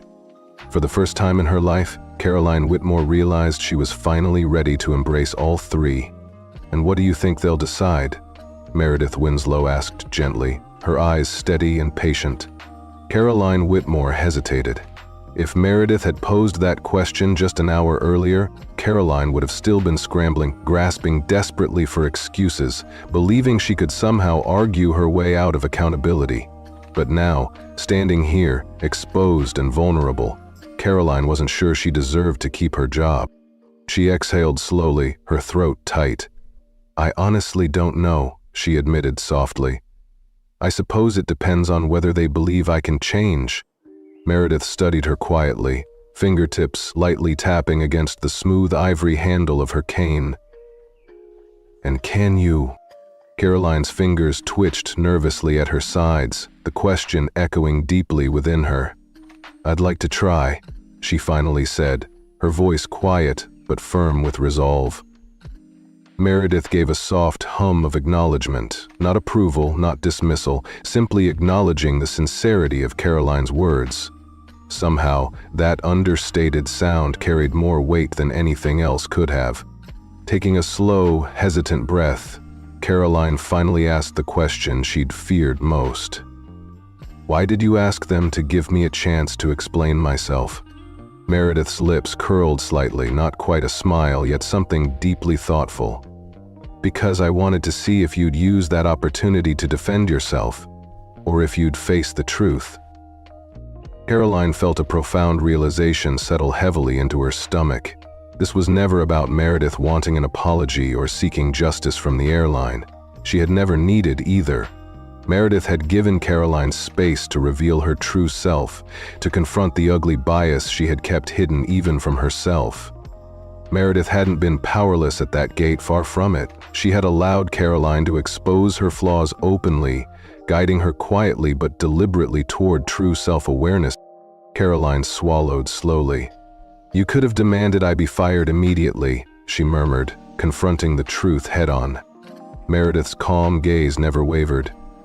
"Yes, I could have." Caroline hesitated before asking the deeper question gnawing at the edges of her mind. "Then why didn't you?" Meredith remained silent for a long moment, her expression thoughtful and composed. Finally, she answered softly yet powerfully, "Because I don't believe in allowing people to walk away from their mistakes without learning from them." The words resonated deeply within Caroline, stirring an unfamiliar sensation in her chest. Meredith's actions hadn't been kindness or leniency, they had been purposeful. Meredith Winslow hadn't needed Caroline's apology or punishment. What she had truly wanted was for Caroline to genuinely see herself, and that was precisely what had happened. At that moment, the conference room doors opened abruptly. Caroline turned sharply, her breath catching as James Whitmore stepped out, his expression still unreadable. The other executives filed out behind him, their postures rigid, eyes briefly flickering toward Meredith before settling firmly upon Caroline. Stephen Caldwell remained near the doorway, assessing Caroline intently before finally speaking. "We've reached a decision." Caroline braced herself, fists tightening at her sides. James spoke carefully, clearly. "Effective immediately, you are placed on probation." Caroline's breath hitched, surprised. Probation? She had prepared herself for two distinct outcomes, either keeping her job entirely or immediate termination. But probation was different. It meant something far more complex. It meant she was being offered a chance. James continued, firm yet measured. "You'll undergo extensive additional training, including leadership development and comprehensive anti-bias courses. Your performance and progress will be closely evaluated over the next 6 months. If at any point you fail to meet expectations, your employment will end immediately." Caroline felt stunned. She hadn't anticipated this, not an easy reprieve, nor total loss. Instead, she was granted a genuine opportunity to demonstrate whether she could genuinely grow and change. The gravity of this decision settled heavily within her. James narrowed his gaze slightly. "Do you fully understand?" Caroline straightened, regaining her composure. "Yes, sir." James nodded once, glancing briefly toward Meredith. Mrs. Winslow personally endorsed this outcome. Had she preferred termination, you wouldn't be standing here right now. Caroline slowly turned toward Meredith. The older woman's gaze met hers directly, unflinching and calm. Meredith hadn't fought to keep Caroline employed. She had advocated for her to earn the right to remain. Now, the responsibility rested entirely with Caroline. Caroline swallowed hard, sincerity evident in her soft words. "Thank you." Meredith nodded slowly, deliberately. "Make it meaningful," she advised quietly. Then, with a gentle tap of her cane against the polished floor, Meredith Winslow turned and walked away with the same dignified composure she had carried throughout the entire ordeal. The rhythmic tapping of her cane gradually faded until she disappeared into the bustling terminal crowd. Standing there, Caroline felt neither resentment nor relief. Instead, she felt small. Not the humiliation she'd felt earlier when confronted by the passengers, nor the embarrassment when reprimanded by Richard, but the humbling recognition of how much she still had left to learn. She had spent years believing she knew everything about her role, convinced she could judge passengers at a glance, believing she possessed the authority to determine who belonged and who didn't. But she had been wrong, and Meredith Winslow had given her the chance to recognize it clearly. James Whitmore's voice cut gently through her reflection. "Report to training headquarters first thing Monday morning. You'll receive further instructions then." Caroline nodded stiffly, her voice steady but quiet. "Yes, sir." James regarded her a final moment, exchanging silent glances with the other executives before they collectively departed, leaving Caroline alone. She exhaled deeply, releasing her clenched fists. She had been granted a second chance, but it wasn't forgiveness, and it wasn't an easy way out. It was a test, a challenge she was unsure she could pass. Around her, the airport buzzed with movement, passengers rushing, announcements echoing. But Caroline remained still, understanding profoundly for the first time that true redemption required genuine, sustained change. This moment, and Meredith Winslow's quiet strength, had given her clarity. To move forward, she would have to first confront herself, honestly. And that, she realized, would be the hardest journey she had ever taken. If you enjoyed this story, make sure to like this video, share your thoughts in the comments, and subscribe to the channel for more stories like this. Thanks for watching.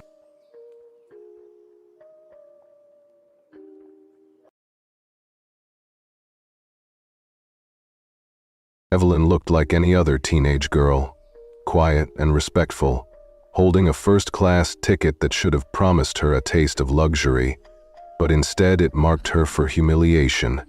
She had the same gentle, unassuming presence as any other passenger, yet from the moment Claire, the lead flight attendant with icy blonde hair and a demeanor of absolute authority, laid eyes on her, Everything changed. Claire's gaze was sharp and her judgment even sharper. She seemed to see in Evelyn not a young girl who had earned her place through hard work, but rather an imposter unworthy of the privileges of first class. And to make matters worse, there was an undercurrent of discrimination in the way she spoke, a dismissal tinted by a prejudice that suggested Evelyn's quiet confidence and her seemingly different background were enough to cast her aside. As Evelyn sat near the window with her light gray hoodie and simple jeans, clothes chosen for comfort, not for show, she clutched her boarding pass like a fragile token of her accomplishment. It was her first time flying without her family, a moment meant to be celebrated following her impressive straight-A results. But all that awaited her was the cruel sneer of a flight attendant who believed she did not belong in the privileged cabin. From the very first encounter, the tension was palpable. Claire's steps grew slower and more deliberate as she approached Evelyn's row, her eyes narrowing in a way that spoke of deep-seated resentment. "Hi there, are you sure you're in the right seat?" Claire asked, her tone polite on the surface but laced with an unmistakable edge. Evelyn, taken aback yet trying to remain composed, confirmed that she was indeed in seat 1A, as her father had so proudly booked it. But Claire's response was swift and merciless. Without a hint of empathy, she demanded, "May I see your boarding pass, please?" Even as Evelyn handed over the pass without protest, Claire's eyes flicked between the printed seat number and the young girl before her. There was a moment when it seemed as if the entire cabin held its breath. The other passengers watched in uncomfortable silence, unwilling to challenge the authority that had so brazenly undermined Evelyn. All around her, whispers of judgment and eyes filled with silent disapproval bore into Evelyn, creating a sense of isolation that was almost unbearable. Claire, who prided herself on upholding the strict rules of the airline, declared in a tone that brooked no argument that Evelyn needed to move to the back of the plane. "This seat is reserved for paying first-class passengers only," she insisted, her words punctuated by a cold finality that left no room for discussion. Evelyn's heart pounded as the humiliation set in. Not only had her rightful place been snatched away, but it was now accompanied by the sting of racial prejudice, as if her differences, whether in appearance or background, made her unworthy of care and respect. Every eye in the cabin seemed to turn away, offering no solace, no defense. Instead, they silently approved of the injustice being executed before them. In that charged moment, as Evelyn gathered her belongings and began to shuffle reluctantly towards the rear of the plane, a silent figure observed the unfolding scene with a presence that spoke volumes. Seated in the adjacent row, a man in a tailored navy suit, his expression calm yet enigmatic, had been watching everything with a composure that belied the intensity brewing beneath the surface. This man was not merely another passenger. He was Richard Matthews, the billionaire owner of the airline and, more importantly, Evelyn's father. His face remained impassive as he read the message on his phone. A brief, bitter note confirming that his daughter had been unjustly displaced. Every word of that message stoked the fire of anger and resolve within him, for he knew that this was not simply a matter of a seating error, but a deliberate act of cruelty fueled by bias and arrogance. Richard's reaction was measured but unmistakably fierce. His jaw tightened and his eyes darkened as he reviewed the text, each sentence a confirmation of the insult not only to his daughter, but also to the ideals he held dear. For Richard, this was not just an isolated incident. It represented the culmination of years of unchecked prejudice and the dismissive treatment of those deemed lesser by an outdated system. It pained him to see his daughter, a symbol of innocence and hope in his eyes, reduced to nothing more than a victim of a callous protocol. He had always believed in fairness and compassion, and the silent complicity of the other passengers only intensified his determination to set things right. Meanwhile, as Evelyn was forced into the cramped confines of economy class, her emotions churned internally. Each step away from the cabin she deserved was a reminder of the injustice and the searing sting of discrimination. Her small, trembling hands clutched the smartphone as she hastily typed out a short, desperate message. She made me leave first class and she took the ticket from my hand. The message read, a confession of the betrayal that cut deeper than any physical pain. The weight of the injustice, amplified by the absence of support from fellow travelers who remained silent, overwhelmed her. It was a moment of vulnerability, a fragment of her innocence shattered by the unyielding cruelty of a system that treated her as an intruder based solely on an arbitrary perception of her worth. In the distance, hidden among the rows of disgruntled and disinterested passengers, Richard observed the unfolding scene with a resolve that grew with every passing second. He adjusted his cufflinks and, with a quiet determination, dialed Control HQ on his phone. His voice was calm but carried an undercurrent of authority that demanded immediate action. Within moments, his call had triggered a chain reaction that rippled through the cabin, a reminder that the wrong had been done. As the cabin crew went about their tasks, blissfully unaware of the storm about to be unleashed, Richard's silent fury began to shape the course of the events. The man who had just been humiliated was not alone. His presence and influence would soon make it clear that there would be no toleration of such blatant disrespect. The tension escalated even further when the captain of the flight, a seasoned professional with over 20 years of service, was alerted to the situation. A senior operations officer appeared on the in-flight monitor, his voice calm but firm as he explained the incident in precise detail. The captain's eyes narrowed slightly as he took in the report. A first-class passenger had been forcibly removed and relegated to economy, and that passenger was the daughter of Richard Matthews, a man whose reputation within the airline industry was both formidable and feared. The implications were clear. If Richard Matthews was on board, then the matter would not be allowed to fade quietly into the background. The captain, sensing the gravity of the moment, complied with the officer's instructions without hesitation. Every person present, from the flight attendants to the passengers, understood that this was not just about a seating mistake. It was about restoring dignity and confronting systemic discrimination head-on. As the procedure to locate Claire and force her immediate recall began, a palpable shift occurred in the atmosphere of the entire plane. The rigid composure of those who had silently witnessed the injustice started to crumble under the weight of shared guilt and mounting anticipation of retribution. Richard Matthews, who until then had been the epitome of controlled authority, now radiated a quiet menace that promised not only accountability, but a dramatic, earth-shattering response. It was as if the air itself crackled with the energy of impending justice. A justice that would be served not with the careful measures of corporate protocol, but with an explosive, transformative act of vengeance that would leave no doubt about the consequences of mistreating someone of true merit. In that moment, as the passengers watched in stunned silence, Richard Matthews orchestrated his next moves with military precision. He instructed his trusted aides at Control HQ to pull every lever at their disposal. Every department, from customer relations to operations, was mobilized to ensure that the flight attendant responsible for this disgraceful act would be held accountable, not just publicly, but in a manner so resounding that no one on board would ever forget the power of righteous retribution. Richard's message was clear. No act of cruelty, no matter how trivial it might appear to an indifferent onlooker, would go unanswered when it was directed against his daughter, a young woman who, despite the ridicule she had suffered, represented hope, resilience, and the promise of a brighter, more equitable future.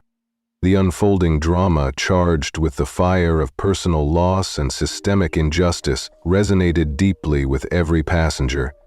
The silence that had enveloped the cabin moments before was replaced by an undercurrent of murmured apprehension and disbelief. The stark disparity between the indifference of the many and the determined wrath of one was a living illustration of the worst injustices in society, a society where prejudice, in its many forms, had the power to disenfranchise even the most deserving. And as the flight hurtled toward its destination, The storm that Richard Matthews had set in motion promised to shake not only the foundations of the airline, but also the very soul of a system that had long failed to protect the vulnerable. Evelyn, now seated in the economy class with a lingering sense of isolation and sorrow, became the embodiment of injustice and the spark that ignited a formidable fight against entrenched discrimination. Her quiet dignity, marred by cruelty yet unbroken, was about to transform into a symbol of retribution. Her father's measured fury and the collective silence of those who had witnessed the offense would soon culminate in a cascade of events so grand and unexpected that it would leave everyone, passengers, crew, and even distant regulators, in awe. It was a moment when despair could have easily overwhelmed her, but instead it laid the groundwork for a retaliatory masterstroke that promised not merely to redress the wrong but to shatter the chains of indifference and prejudice once and for all. In the ensuing minutes, as every crew member and passenger braced for what was to come, the story of Evelyn Matthews would be rewritten into an epic tale of courage, vengeance, and the inexorable triumph of justice. A tale that would remind every 65-year-old woman listening that even in the darkest moments, there is a spark of hope, ready to kindle the flames of change. Evelyn had just experienced the kind of indignity that one never forgets, especially when the injustice unfolds right before your eyes on a transcontinental flight. Picture this: as the aroma of freshly brewed coffee filled the first-class cabin, one of the flight attendants stirred sugar into her cup with a small, self-satisfied smirk on her lips. That attendant, Claire Henson, had not given a second thought to the moment she sent Evelyn, an innocent young woman with every right to be seated in first class, to the cramped quarters of economy. In Claire's mind, she believed she was doing the airline a favor by upholding a rigid standard of who belonged in first class. To her, maintaining order was paramount, and any deviation from that order was intolerable. What she failed to notice, however, was the weight of her cruelty and the ripple effect it had on every soul aboard, as even the other flight attendants exchanged uneasy glances and shifted their eyes away when she walked by. When the overhead intercom buzzed with a crisp announcement, "Ms. Claire Henson, please report to the cockpit immediately," a chill seemed to run through the cabin. The sound of that call was as sharp as the clink of the spoon against the ceramic mug Claire held. For a moment, she froze on the spot, uncertain whether she had heard correctly. In a swift, almost imperceptible change, her fellow crew members feigned busyness as though nothing unusual had occurred. With no time to dwell on the implications, Claire set her coffee down, straightened her immaculate uniform, and marched stiffly toward the front of the plane. Every step she took down the polished aisle was laden with the tension of an impending reckoning, and unbeknownst to her, a steely-eyed Richard seated in 1B tracked her every move, his expression unreadable, yet undeniably colder than any chill ever felt on those high-flying miles above the ground. Once inside the cockpit, Captain Reynolds motioned for Claire to take a seat beside him. The man from headquarters, whose penetrating gaze seemed to unnerve even the most seasoned crew, wasted no time in laying out the day's glaring error. He said plainly and without a hint of emotion that a first-class passenger had been removed from her seat. Evelyn Matthews, as the report had it. There was a moment of palpable silence as Claire's confidence began to falter. She tried to muster a forced smile and explained that there was a young girl in seat 2A who had apparently been in the wrong section, insisting that it was nothing more than a routine correction. But when pressed to verify the details by checking her ticket, she admitted in a stammer that she had only glanced at it, and admitted that she did not recognize the name on it. There was a sting in the way she said it. A sting that cut deep because it exposed the shallow bias behind her hasty judgment.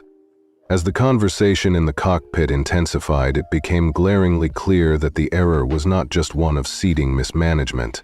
With an almost imperceptible shift in tone, the officer leaned forward and challenged Claire by asking if she had based her decision solely on how the young passenger looked.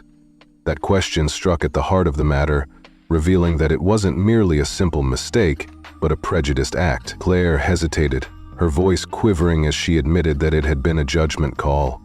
a decision swayed by her own narrow perceptions of who belonged in first class. The revelation was like a thunderbolt in the quiet of the cockpit. In that charged atmosphere, the officer laid out the incontrovertible fact. Evelyn Matthews was not just any passenger. She was the daughter of Richard Matthews, the billionaire owner of the airline, and a man whose reputation was built on integrity and uncompromising strength.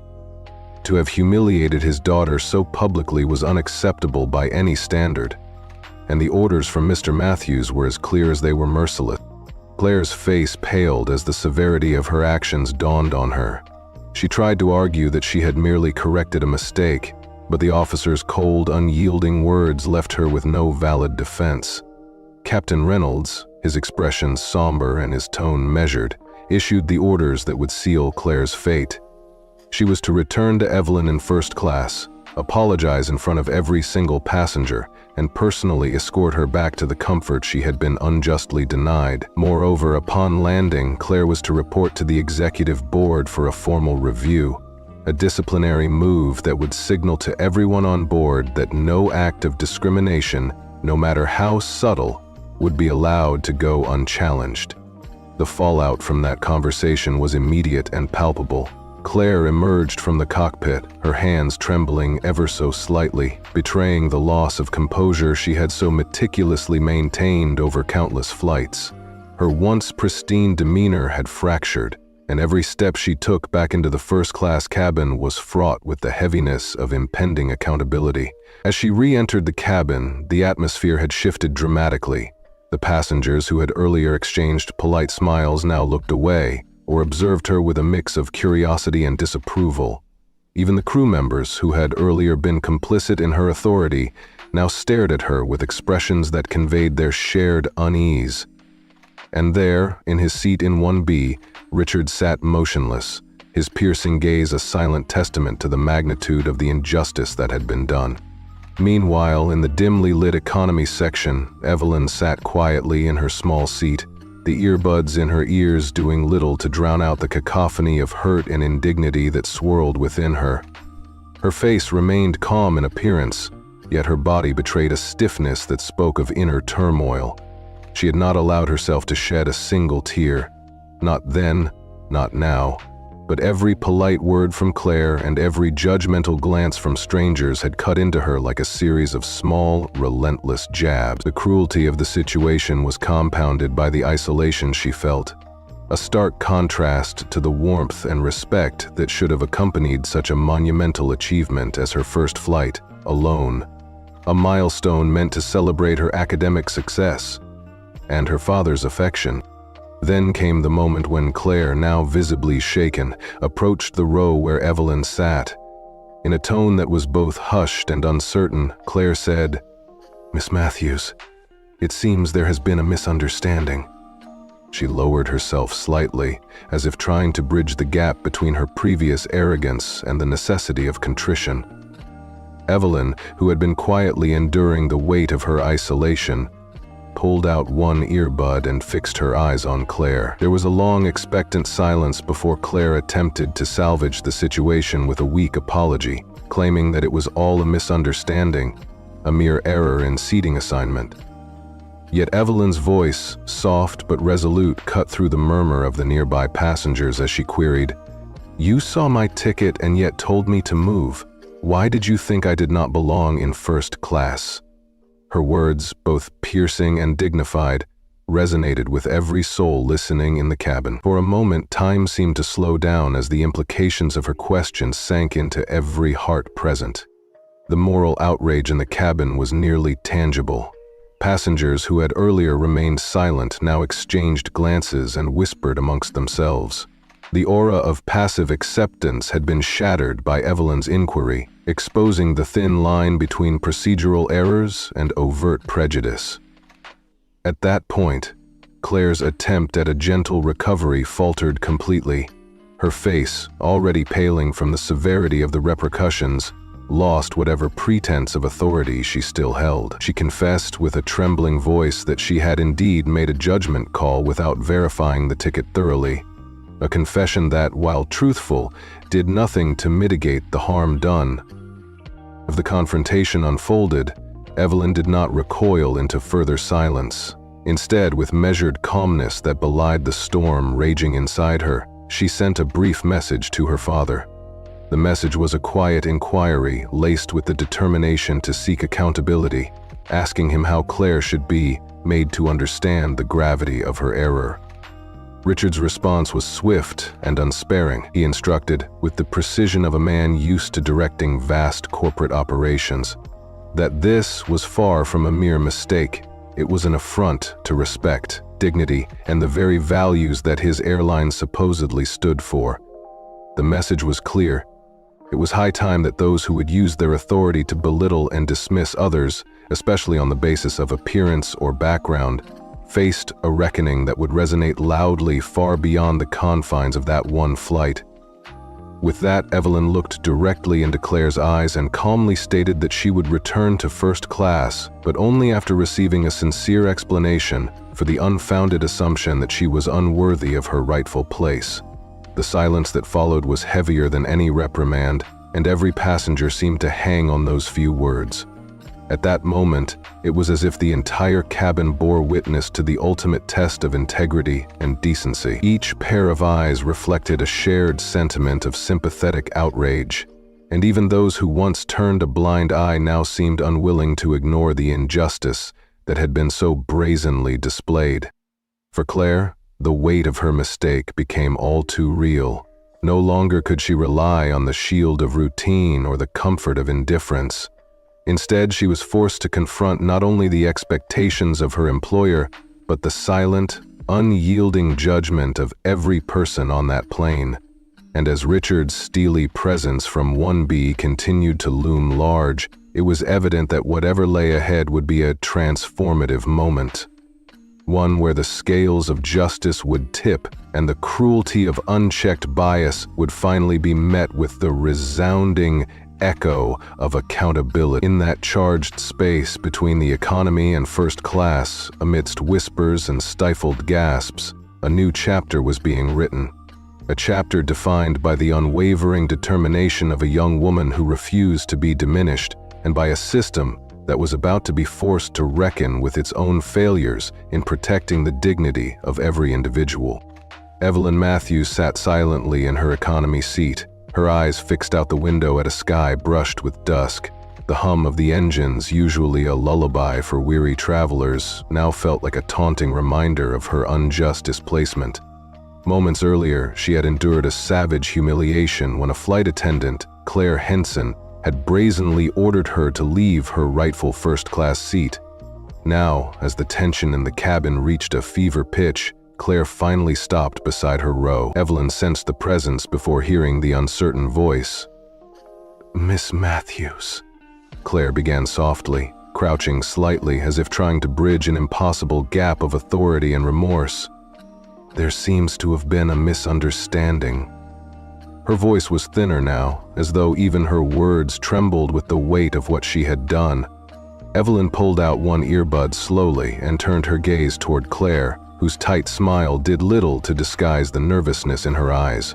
"I would like to escort you back to your original seat," Claire announced, her tone forced and brittle. Evelyn regarded her for a long moment, unmoving and silent, as if each second was loaded with judgment. The silence in that cramped space grew heavier than any airplane engine's roar. Finally, Claire rushed out an apology. "I apologize if there has been any inconvenience." But Evelyn's expression remained unchanged, stern and composed as she challenged, "You're calling it a misunderstanding?" The accusation was soft, but every syllable cut deeper than the harshest shout ever could. A low murmur rose from a few rows ahead where passengers who had witnessed the earlier debacle listened intently. The air was thick with unspoken questions and collective disapproval. Claire's face reddened and her palms began to sweat, physical evidence of the unraveling control she once wielded so effortlessly. "I may have made a mistake in judgment," Claire admitted haltingly, her voice barely above a whisper, but Evelyn, with a calm authority that belied the pain roiling inside her, tilted her head and retorted, "That is not the same as a misunderstanding." Her words were quiet, yet inexorably firm, echoing in the silence that all around seemed to share in her unyielding demand for accountability. Evelyn reached for her phone with measured grace and typed a short message. She needed answers, and she needed them now. The message read like a quiet ultimatum. "Claire, why did you say I did not belong when you saw my ticket?" The cabin fell into a suspended silence as even the air seemed to grow denser with tension. Nearby, Claire's eyes dropped to the floor, her face a storm of regret and panic. "You didn't ask anyone in first class for their ticket," Evelyn continued, her voice steady. "You only questioned me." The statement reverberated across the aisle. Passengers, previously absorbed in their own worlds, now exchanged glances filled with both discomfort and a burgeoning sense of solidarity. It was as though the whole cabin had suddenly become complicit in condemning the cruelty that had been so casually inflicted. Minutes later, a brief message from her father, Richard Matthews, flashed on Evelyn's phone. The reply was terse and authoritative. "Richard, take your time. Make her understand what she did." It was a clear message that the scales of justice were about to tip, and that no one, even someone as obstinate and self-important as Claire Henson, could escape the consequences of her discrimination. Evelyn placed her phone back in her bag and looked directly into Claire's eyes with a mix of quiet resolve and raw hurt. "I will go back," Evelyn said with a calm determination that resonated across the cabin. "But I want to know why you believed I did not belong." For a long moment the silence was absolute. The oppressive quiet was punctuated only by the steady beat of the airplane's engines and the soft rustle of passengers shifting uneasily in their seats. Claire's face crumpled under the relentless pressure. "You didn't ask anyone else," Evelyn pressed, her voice a gentle yet insistent demand for the truth. "It was just me." "Why?" The question was not shouted. It was spoken with the measured cadence of someone who had suffered greatly and was no longer willing to accept excuses. Around them, a small crowd of passengers leaned in as if privy to a secret trial, their eyes filled with empathy for the young woman and a shared indignation at the injustice being laid bare. In the background, a younger attendant named Emma watched quietly from the corner. Emma's eyes, usually so full of deference to protocol, now shone with quiet judgment. She had been trained to manage unruly passengers and maintain the illusion of order, but witnessing Claire's collapse under the weight of her error had exposed a reality that even Emma could not ignore. "You should probably sit down before you collapse," Emma finally muttered, her tone laced with a mix of concern and admonishment. Claire turned sharply, her voice tight with the embarrassment of 1,000 stares. "I don't need your comments." Emma simply lifted her hands, her expression unreadable, replying, "Just saying, you're really sweating this." The exchange underscored the stark contrast between the indifferent cruelty of those in charge and the dignified composure of the wronged. For Claire, every second on that flight was transforming into an unrelenting reminder of her failure. The smug satisfaction she once felt in enforcing a rigid notion of who belonged in first class had morphed into bitter regret. The reality of what she had done, publicly shaming a young woman of exceptional promise simply because she did not fit a preconceived notion, was inescapable. She recalled the moment she had ordered Evelyn to move, the curt dismissal in her own voice, and the unmistakable look of hurt in Evelyn's eyes. Now, standing there with trembling hands, Claire understood that her authority was crumbling. Once, her badge had been a symbol of control and expertise, but now it felt like a heavy burden, each gilded letter a reminder of her transgression. Around them, the passengers continued to watch, their expressions shifting between sympathy for Evelyn and silent disapproval of Claire's behavior. One gentleman, his voice hesitant, attempted to offer a comment. I saw what happened earlier," he stammered. "That was unfortunate." Evelyn's eyes met his for a moment, and she replied quietly, "A mistake?" She explained calmly that Claire had seen her ticket, knew exactly who she was, and still chose to act with baseless prejudice. "You assumed I didn't belong without verifying," Evelyn said, her tone laced with sorrow and quiet fury. "And if I weren't someone important, would it have been okay then?" The question hung in the air, an indictment of a system that valued appearance over substance and bias over fairness. Meanwhile, back in the galley, Claire stood rigidly by a counter, trying to regain control of a situation that had slipped entirely from her grasp. The polished floor and the orderly array of drinks offered little solace as her mind raced through every misstep. Every glance from Richard Matthews, whose eyes burned with a quiet but unyielding intensity, reminded her that no one was immune to accountability. Her attempts to focus on arranging the drinks cart were futile. Even the act of wiping her trembling palms with a napkin brought no relief. She knew that her mistake had not only embarrassed her, but had also shaken the very foundation of her authority. Every whispered conversation, every furtive glance from crew members, confirmed that her reputation was now in tatters. Then, as if fate itself had decided to heighten the drama, the in-flight phone on the wall buzzed with an urgent call. Claire's hands shook uncontrollably as she answered, her voice stiff and formal. "This is Claire." A deep, controlled voice from the other end responded unmistakably, "This is Richard Matthews." In that brief, charged exchange, time seemed to slow to a crawl. Richard's words were both a threat and a promise. He had already spoken with operations, and there would be a formal review. "You will be expected to explain every part of your conduct on this flight," Richard declared, his tone leaving no room for ambiguity. Every decision, every word, every expression. The magnitude of his words crashed over Claire like a tidal wave, stripping away any lingering hope of escaping unscathed. The finality in his voice marked the point of no return. Claire's throat tightened, and for a moment she could only offer a choked whisper in reply. That whisper, laden with shame and regret, was the sound of someone who had recognized too late that her actions were not only a personal failing, but a breach of the very principles that should define decency in service and respect for every individual. The atmosphere in the cabin was electric with the promise of retribution. A retribution that would not merely be an internal corporate review, but a public reckoning against a system steeped in outdated biases and cruelty. In that moment, Evelyn sat back in her seat with a renewed sense of dignity. As her father's earlier message reaffirmed that she belonged where she was meant to be, Evelyn exhaled slowly, her expression a quiet blend of relief and determination.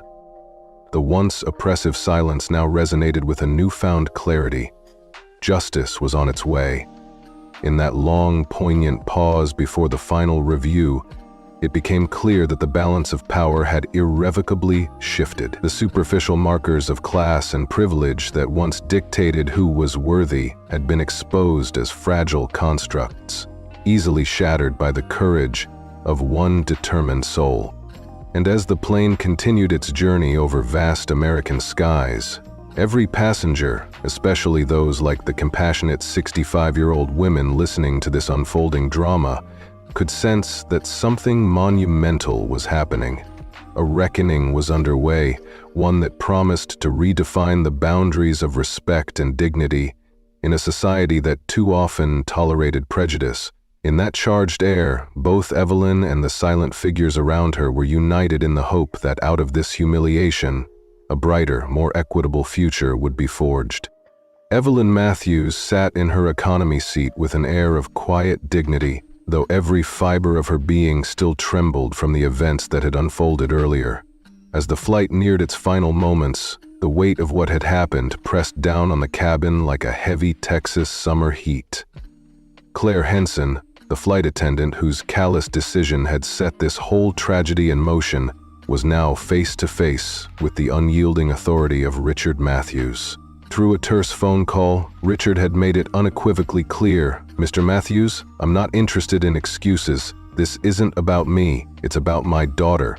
You made her feel like she didn't belong. You treated her like a problem, and you did it in front of strangers who chose to stay silent."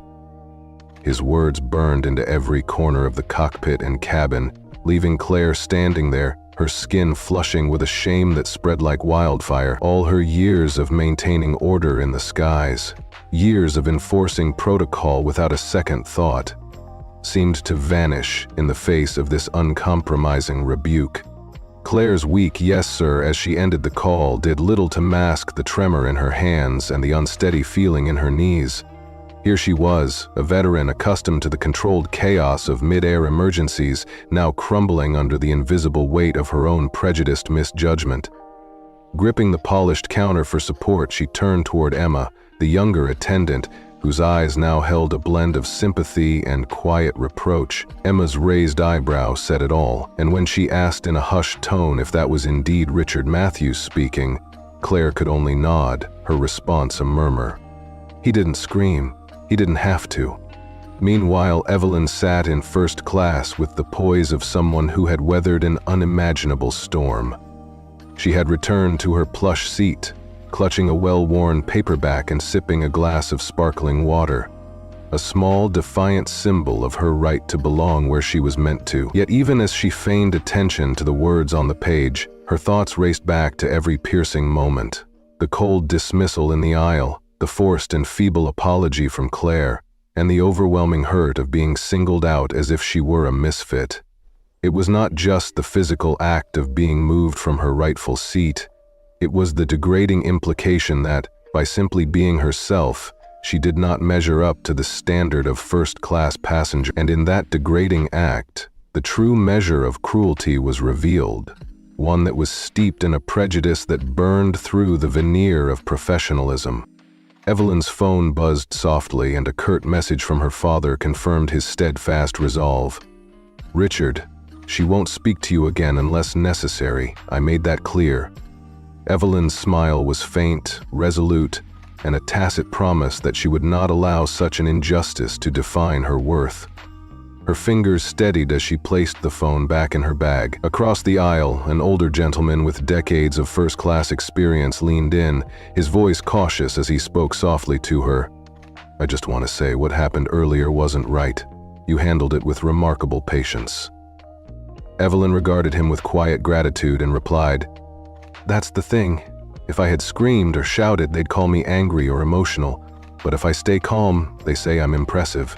Her words, measured and laden with pain, cut through the stale air of the cabin like a gentle but unwavering force demanding accountability.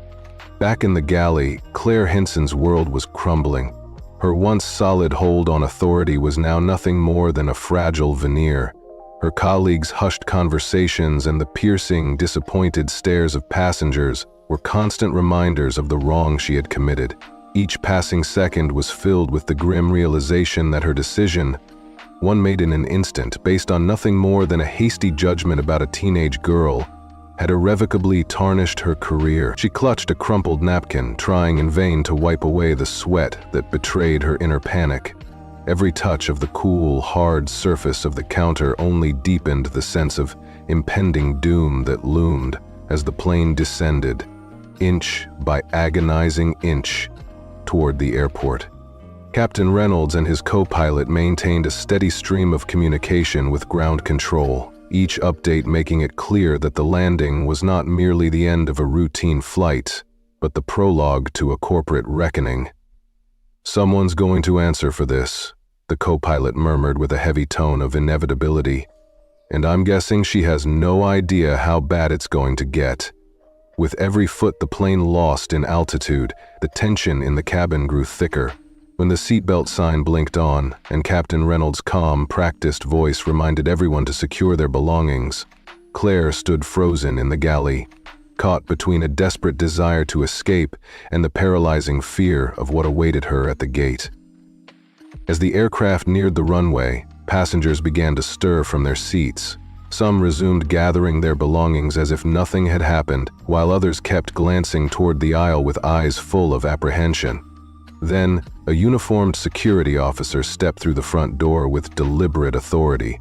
Tall, broad-shouldered, and exuding a quiet yet unassailable command, his entrance shifted the already electric atmosphere in the cabin. All conversation halted. Every eye turned to him as he scanned the room and said, clearly and firmly, "Claire Henson." The officer's tone brooked no defiance. Almost ceremoniously, the curtain in the galley pulled aside, and Claire emerged, her steps hesitant, each one an echo of her rapid descent from power. Inside the cabin, every passenger now felt as if they were witnessing more than just the end of a flight. They were witnessing the unraveling of a system founded on outdated ideas of class and prejudice. Evelyn's gaze, unwavering and determined, never wavered. It was as if her silence had become a banner of resistance, a quiet testament that no one would ever again reduce her worth to a mere stereotype or a mistaken identity. Her father's nod from his seat was an unspoken seal of approval, a silent confirmation that Evelyn belonged in first class, not because of wealth or entitlement, but because of her inherent dignity and the truth of her achievements. The final moments before landing played out like a dramatic interlude on a Broadway stage. The captain's announcement, "Ladies and gentlemen, welcome to our destination. Local time is 3:45 p.m. Please remain seated until the seatbelt sign is turned off," was delivered in that familiar, reassuring tone. But for those who had witnessed the high drama, it was the quiet aftermath that resonated the loudest. Claire's fate, now sealed by the preceding calls and the stern look of the security officer, was a public reminder that no one was above accountability. Her collapsing authority, once embodied in a crisp uniform and an unyielding demeanor, now lay in tatters beneath the harsh fluorescent lights of the cabin. In that charged atmosphere, as passengers gathered and exchanged furtive glances, Evelyn remained a pillar of calm amid the storm. Her eyes, soft yet blazing with resolve, spoke of the strength that comes from enduring injustice and emerging unbowed. Though she had felt the sting of prejudice and the chill of public humiliation, she now radiated an air of impervious determination. Every passenger in that cabin, especially those wise and empathetic souls who had witnessed it all, could not help but feel that her quiet, steadfast refusal to be diminished was a call to arms against a system that had long tolerated cruelty. As the aircraft taxied toward the gate, the security officer's steady gaze never left Claire, who was now escorted silently toward her inevitable confrontation with corporate accountability. In contrast, Evelyn leaned back in her seat, her posture a defiant assertion of her right to be there, a right that could never be questioned again. In that final, lingering moment before the doors opened and the passengers disembarked, the balance of power had irrevocably shifted. No longer was the measure of a person dictated by superficial appearances or outdated protocols. It was determined by the quiet conviction and strength of character that Evelyn had displayed throughout this ordeal.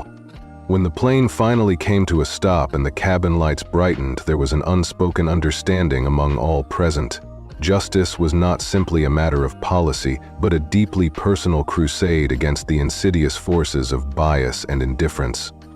For Evelyn Matthews, the pain of humiliation was now transformed into a powerful symbol of resistance, a symbol that would echo far beyond the confines of this single flight. And as she gathered her belongings and prepared to disembark, every step she took was a silent proclamation that her dignity, her hard-won achievements, and her unassailable right to belong in every space would forever stand as a beacon of hope for those who had ever been made to feel less than they truly were.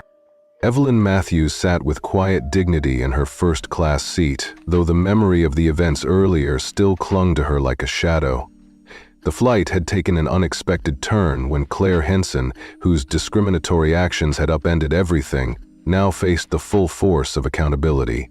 Moments earlier, in the midst of a hushed yet thunderous reaction from passengers, a security officer had approached Claire with a crisp, unyielding command. His tone was as cold and measured as a winter dawn in Wichita, and as he spoke, the once confident flight attendant stood pale and composed, but visibly trembling.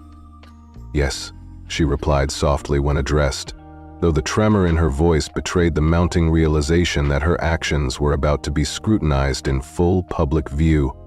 "You'll need to come with us," the officer announced clearly. A collective gasp rippled through the cabin. Some passengers exchanged glances that mixed shock with a quiet, almost satisfied sense of justice. Others stared straight ahead in wide-eyed disbelief. Claire tried to maintain a neutral expression as she was forced to answer, "Is there a problem?" But the officer's icy reply left no room for negotiation. "There have been reports of a discriminatory incident involving the removal of a first-class passenger. Mr. Matthews has requested a formal review. You will be escorted for questioning." With her head bowed, Claire nodded slowly. Her legs felt stiff as if weighted by the gravity of her actions, and her arms drooped in resignation as she turned to walk down the aisle. The very aisle that Evelyn had traversed earlier, unperturbed and dignified. Each step that Claire took now, accompanied by the steady presence of the security officer trailing behind her, echoed like a countdown to inevitable retribution. Every row she passed felt like a courtroom gallery, with every passenger silently casting judgment. There was no pity in their eyes, only a stern witness to the consequences of cruelty. Claire's usually assured stride had become a mirror of her own mistake. Each tap of her shoes on the carpeted aisle a reminder that authority built on prejudice could crumble in an instant. As she neared Evelyn's seat, she dared to steal a sideways glance. Evelyn, whose composure had been unbroken by the events, simply watched, calm, still, unmoved. And that unyielding poise struck Claire harder than any angry word or scornful smirk. It was as if Evelyn's serene silence said more than any rebuke could. The atmosphere in the cabin grew heavier with every step. Claire's face was a canvas of regret and fear as she walked further down the aisle, the security officer's presence intensifying the feeling of being under public trial. Every passenger's gaze felt like a spotlight, reflecting back at her the shame of her actions. Some looked on with a subtle sense of satisfaction, others with unmistakable discomfort, and a few with the quiet resolve that justice had finally begun its work. For Claire, this was no longer just another day on the job. It was a moment that would redefine everything she believed about herself. The steps that had once carried purpose and command now felt hollow, each one weighted with the bitter truth of the consequences she now faced. After what felt like an eternity under the silent, unblinking eyes of the passengers, Claire finally stepped off the plane and onto the jet bridge. The cool air outside was sharper than she remembered, like a brisk November morning in downtown Chicago, and it seemed to amplify the chill of regret that coursed through her veins. At the end of the corridor, two airline executives in tailored suits waited with expressions as flat as polished glass. One of them was Daniel Crowe, Director of Flight Operations, a man whose gaze held the measured authority of decades in the aviation industry. The other executive, whose name Claire did not know, stood by silently. They did not smile, nod, or even offer the slightest hint of comfort. They simply turned and motioned for her to follow. Without the luxury of asking questions or seeking reassurance, Claire trailed after them into a restricted hallway tucked away behind the gate, an area strictly off-limits to passengers. The corridor led her past administrative offices, dimly lit interview rooms, and other spaces reserved for crew evaluations. The walls were painted a sterile pale gray, the lighting uncomfortably bright, and the air heavy with anticipation. At the end of the hall, she entered a small, sparsely furnished room with a long table, 3 chairs, and a closed door. Here, under the unyielding scrutiny of the corporate hierarchy, her fate would be decided. Daniel Crowe remained standing near the door as the other man, identified by his name tag as James Walton, Executive Compliance Manager, took a seat across from Claire. A leather folder rested in front of him, a dossier of evidence that chronicled every detail of the incident. The flight captain's report, statements from no fewer than 4 passengers, and a formal complaint from Mr. Richard Matthews himself. James Walton's eyes locked onto Claire's, his tone calm but unrelenting as he asked, "You know why you're here?" Claire managed a small nod, her voice dry and devoid of defiance as she murmured, "Yes." Walton tapped the folder lightly with 2 fingers before continuing. "This file clearly documents that you treated a first-class passenger like she didn't belong, without verifying her ticket, without asking politely. You made an assumption solely based on how she looked and acted on that baseless judgment in public." The words hit Claire like a series of blows, each one stripping away her veneer of authority and revealing the deep fault lines of prejudice beneath. When James Walton asked, "Was anyone else in first class asked to show a ticket?" Claire hesitated before whispering, "Just her." Walton exhaled slowly, his disappointment palpable. "Claire, do you understand the position this puts the airline in? This wasn't merely a minor seating error. You publicly humiliated the daughter of the company's CEO in front of a full cabin of passengers while her father, Mr. Matthews, sat just 10 feet away. This is not only a personal failing, it is a corporate liability." In that moment, a well of tears threatened to spill from Claire's eyes, yet she blinked them away, the sting of shame too overwhelming to fully express. I made a mistake," she stammered, the admission sounding hollow even to her own ears. "No, Claire," Walton said quietly but firmly. "You made a choice that was not only wrong, but dangerous. As a representative of this airline, you created a public relations disaster that is already trending on major platforms. Passengers were filming and a video was posted before the flight even landed." The weight of his words pressed down on Claire like a crushing force. "We are suspending you without pay, effective immediately. You will receive notification of a disciplinary hearing within the next 72 hours, and until then you are prohibited from entering any airline facilities or contacting current employees." His tone brooked no argument, and as the folder closed with a soft snap, Claire felt her world collapse under the burden of her own choices. Her legs felt numb and her throat burned with regret as she remembered the long flight. How, for over 10 years, she had prided herself on her professionalism and efficiency. She had handled in-air emergencies, trained junior staff, and maintained a record without a single major complaint. Now, with her badge stripped and her reputation in tatters, she was being forced out in disgrace. Walking out of the room, the cold fluorescent light of the terminal followed her like an unforgiving spotlight, and with each step along the sterile corridor, she felt the finality of that closed door echoing in her soul. Later, in the quiet solitude of an executive lounge on the other side of the terminal, Evelyn sat calmly across from her father, Richard Matthews. The lounge was a bastion of warmth and refined comfort, a stark contrast to the chaos of the flight's aftermath. Soft lighting, luxurious leather chairs, and polished wood accents provided a peaceful respite from the storm of events. Evelyn's posture was relaxed, almost defiant, as she sipped a warm drink and reflected on the cruelty she had endured. Her father leaned forward, his eyes full of concern and quiet pride, and gently asked, "You okay?" Evelyn simply nodded, her voice soft but resolute. "Yeah." When he inquired if she had been bothered after returning to her seat, she replied coolly, "No, I think they were scared too." Richard's short laugh, though unforced, conveyed both relief and a sober acknowledgement of the gravity of what had happened. The executives had taken swift action. Richard confirmed that Claire was being suspended, at least for now, as a clear message that discriminatory behavior would no longer be tolerated. "We are giving her a chance to explain, but if she fails to own up to her actions and truly understand the gravity of her mistake, she won't work for us again," he said quietly. Evelyn's eyes, though unreadable, shone with a calm determination. "People like her never own up to their mistakes," she replied softly, a statement laden with both sorrow and the steely resolve of someone who has suffered but not been broken.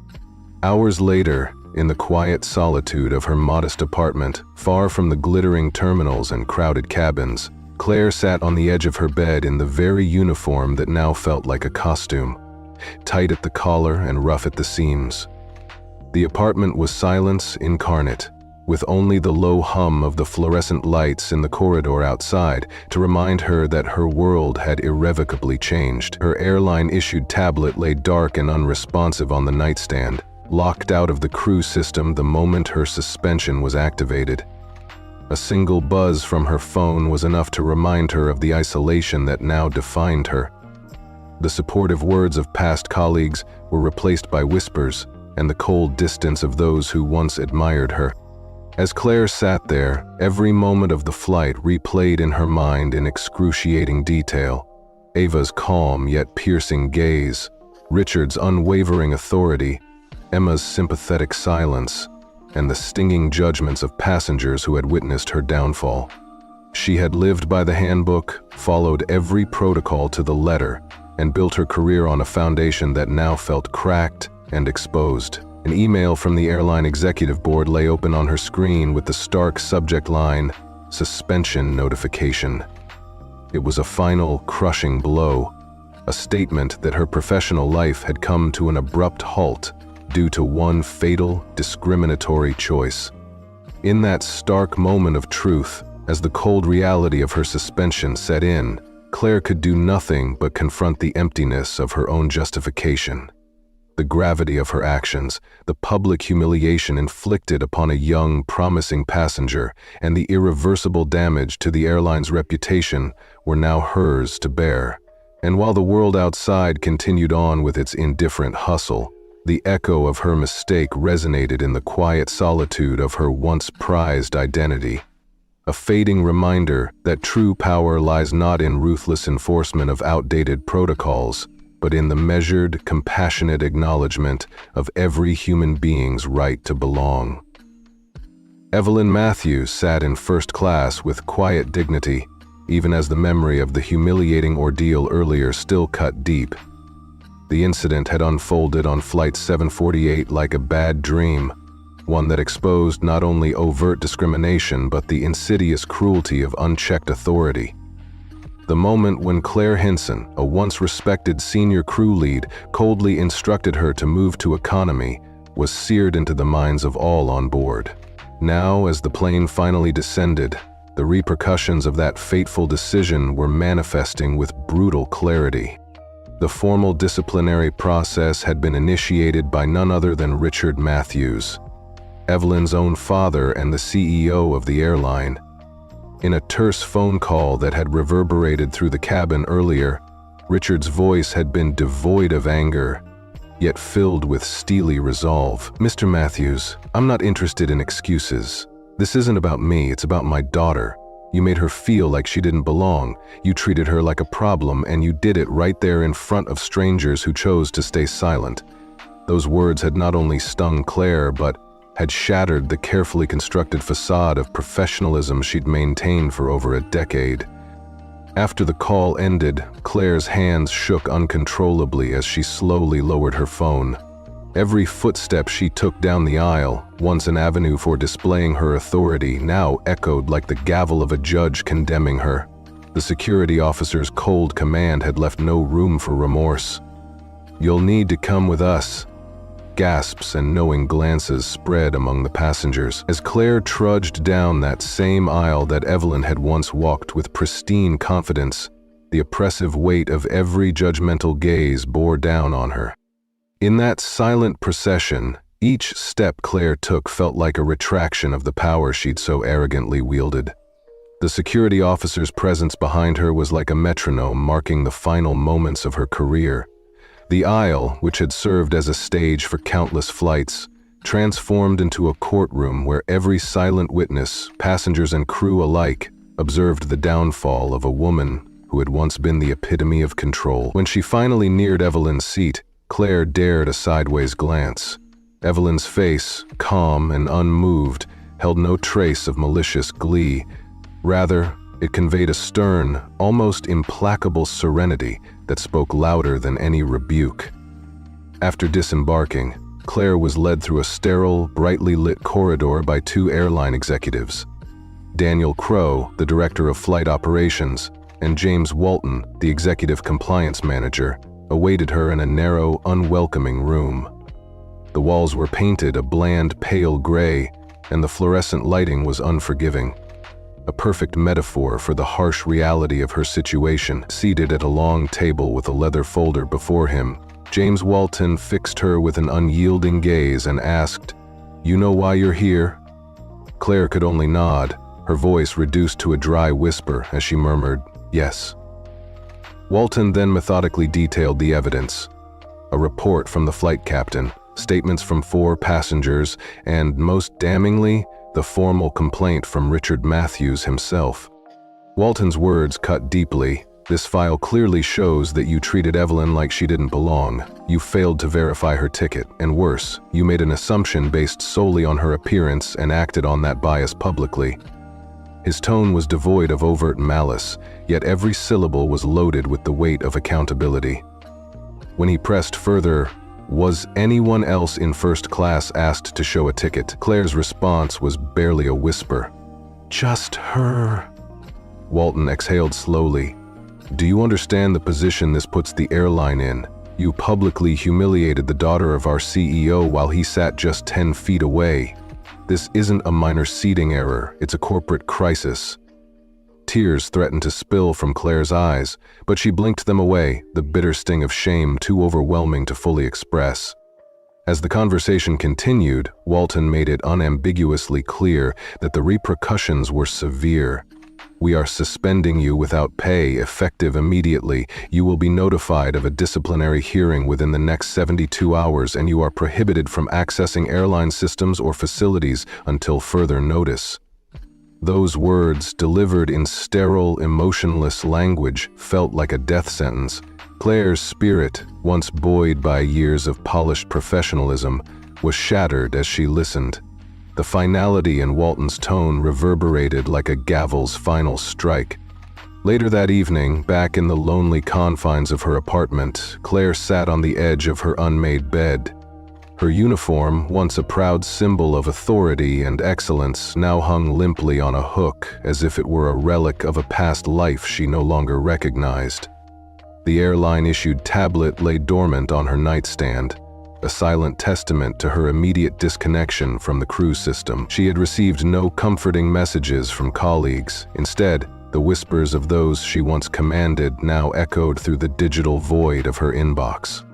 Then came an email from Richard Matthews himself, a message marked with the subject, "Accountability." With a mix of dread and a reluctant need for clarity, Claire tapped it open. "Miss Henson, I'm sure by now you understand the seriousness of what happened on Flight 748. I won't reiterate what the board has outlined, but accountability means giving people a chance to acknowledge their mistakes. I'm offering you that chance now. If you formally apologize to my daughter, I will ensure she receives your message. Understand, this apology is not for me or for the airline. It is for her." The message was sparse, its every sentence resonating like a challenge. There were no threats in Richard's words, only an opportunity and a demand that Claire finally face the mirror of her own actions. Claire set the phone down as if it had grown impossibly heavy. The message made it clear. She was no longer part of the airline. The persona of Claire Henson, the senior crew leader to whom others once deferred, was gone. All that remained was a liability, a cautionary tale of arrogance and racism that had been laid bare for all to see. With trembling fingers, she went to the kitchen, poured herself a glass of water, and forced herself to drink, attempting at least to wash away the bitter taste of shame and regret. It was in these lonely hours that she finally recognized the truth she'd long denied. The rules and protocols she had once clung to were mere excuses that had blinded her to her own bias.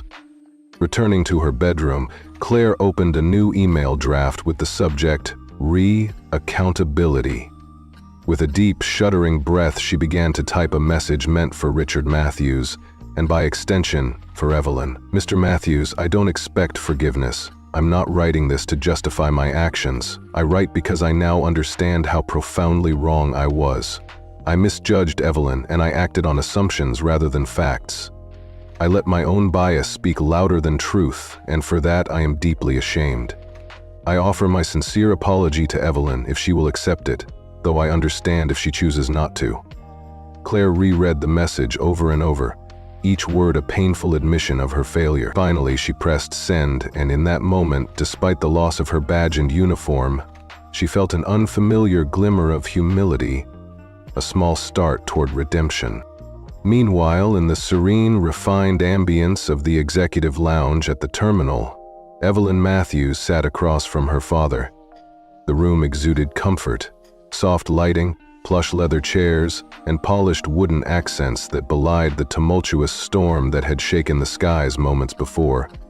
Outside the wide glass windows, the city thrummed with life, cars moving smoothly along highways and sunlight glinting off modern skyscrapers. Yet inside, a profound silence reigned, a silence that spoke of storm aftermath and fragile hope. Richard leaned in, his voice measured and gentle as he asked, "You okay?" Evelyn's response was quiet but resolute, "Yeah." When asked if the ordeal had truly passed without further disturbance, she replied coolly, "They were scared too." Her calm defiance was in stark contrast with the chaos that had enveloped the flight, and her measured gaze, unyielding and proud, reflected both the pain of the experience and the strength it had forged in her. Richard confirmed that Claire Henson had been suspended, an unequivocal message that such discriminatory behavior would no longer be tolerated. "We're giving her a chance to explain, but if she fails to truly acknowledge her mistake, she won't work for us again," he explained, his tone both pragmatic and firm. Evelyn's eyes, steady and clear, did not soften into forgiveness, but instead conveyed the raw lesson of the day. "I don't need an in-person apology from her," she said softly. "I'm not forgiving her for my sake. I'm doing it for my own. I don't want to shake her hand and pretend it's all okay, because it isn't." Her words, simple yet powerful, encapsulated not only her own experience but a broader truth, that people often endure judgment long before they are given the chance to speak, and that true change must come from within the hearts of those who wield power. In that quiet room, as Evelyn drafted her measured reply, one that acknowledged Claire's remorse while reaffirming the lessons of the painful experience, a change had begun. New policies were already being set in motion. Mandatory bias training, new reporting channels, and stricter oversight in first-class operations. Richard's determination to reform the system was as clear as the sharp lines of the modern office furnishings. "I'm changing the entire system," he said, his voice low with conviction, "not just because of one flight, but because of everyone who has ever been judged before they had a chance to speak." Evelyn's faint smile was one of both pride and determination. She had emerged from the crucible of discrimination not unscathed, but undeniably stronger, a beacon for those who have ever been silenced by prejudice. As the board's decision and her father's message rippled through the corridors of power, the fallout of that single flight became a catalyst for sweeping change in an airline system that had long turned a blind eye to subtle acts of racism. And though Claire Henson now sat alone in her apartment the next morning, a space where her uniform hung limply and her broken pride was all that remained, Evelyn Matthews's quiet strength shone like a beacon of hope. In that transformative moment, despite the pain and humiliation inflicted upon her, Evelyn had reclaimed not only her rightful place in first class, but also her profound dignity. Evelyn Matthews sat in silence, the weight of that fateful flight and the ensuing fallout pressing down on her like a lead blanket on a chilly November evening. The suspension notice had been delivered in sterile, emotionless language, words that cut sharper than any angry outburst. And the cold truth was that she was no longer part of the airline. She had been reduced from a senior crew leader, the one others once looked up to nothing more than a liability waiting to be judged. The digital words screamed at her, a suspension without noise that echoed only in her own head. After sending her heartfelt apology message to Richard Matthews, hoping it might bring some sense of redemption or relief, the weight of her misdeed only sank deeper into her bones. When her phone buzzed with a new message, Evelyn's heart skipped a beat. The subject line read, "My apology, from Ava Matthews." With trembling fingers and an anxious pause, she opened it, half expecting rejection or bitter silence. Instead, she found Ava's measured response. Ava wrote, Claire, I read your message. I appreciate that you didn't try to defend yourself, because most people don't see what they've done until it touches their own lives. I don't need an in-person apology, not out of anger, but because I think you already know how it felt. This isn't just about you and me, it's about everyone who gets judged before they even speak. I was lucky because my father was there watching, but most people aren't, and that's why I accept your apology. Not because you deserve it, but because I believe people can learn. The message struck Evelyn with a mix of relief and bitter recognition. As she read Ava's words again slowly and carefully, it became clear to her that Ava had not forgiven her merely to console her own wounded pride. Instead, Ava had simply acknowledged the apology as a sign that Evelyn, once blinded by her own self-assuredness, had finally seen the truth. That truth was as harsh as it was undeniable. Her long-held belief in her own fairness was nothing more than a shield to cover the deep biases that had, for years, dictated her every decision. Evelyn leaned back against the couch, her face hidden behind her hands, feeling a mix of shame and a strange sense of clarity. The humiliation, the public shaming, the corporate fallout. None of it mattered as much as the realization that she had lost something essential.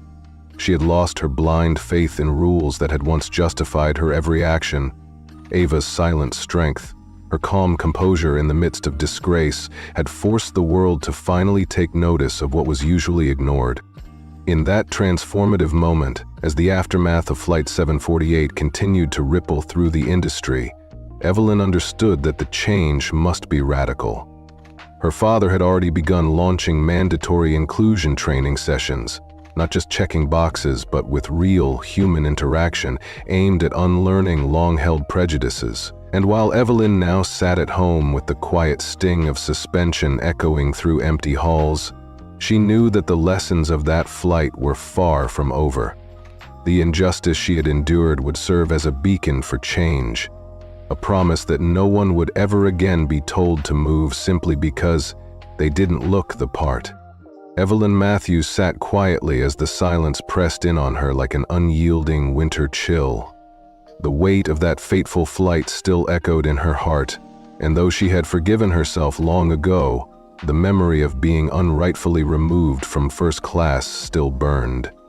In the days that followed, her carefully crafted apology from Claire Henson, delivered with heartfelt remorse and honesty, had begun to make waves. Evelyn received a handwritten letter from Claire that chilled and warmed her at the same time. In the letter, Claire admitted that she had been trained by life to keep her head down and not cause trouble, yet now recognized the dangerous power of silence when wielded by those in authority. Claire's words poured out about how she had been blinded by bias, how she had never expected her actions to ripple out so far, and how she hoped to never hurt anyone again. For Evelyn, who had always been treated like she belonged simply because she had a powerful father behind her, that quiet admission was both a balm and a warning. It served as a promise that others might someday be spared humiliation. Evelyn smiled, knowing that real change begins with a quiet, honest truth that resonates long after the noise fades.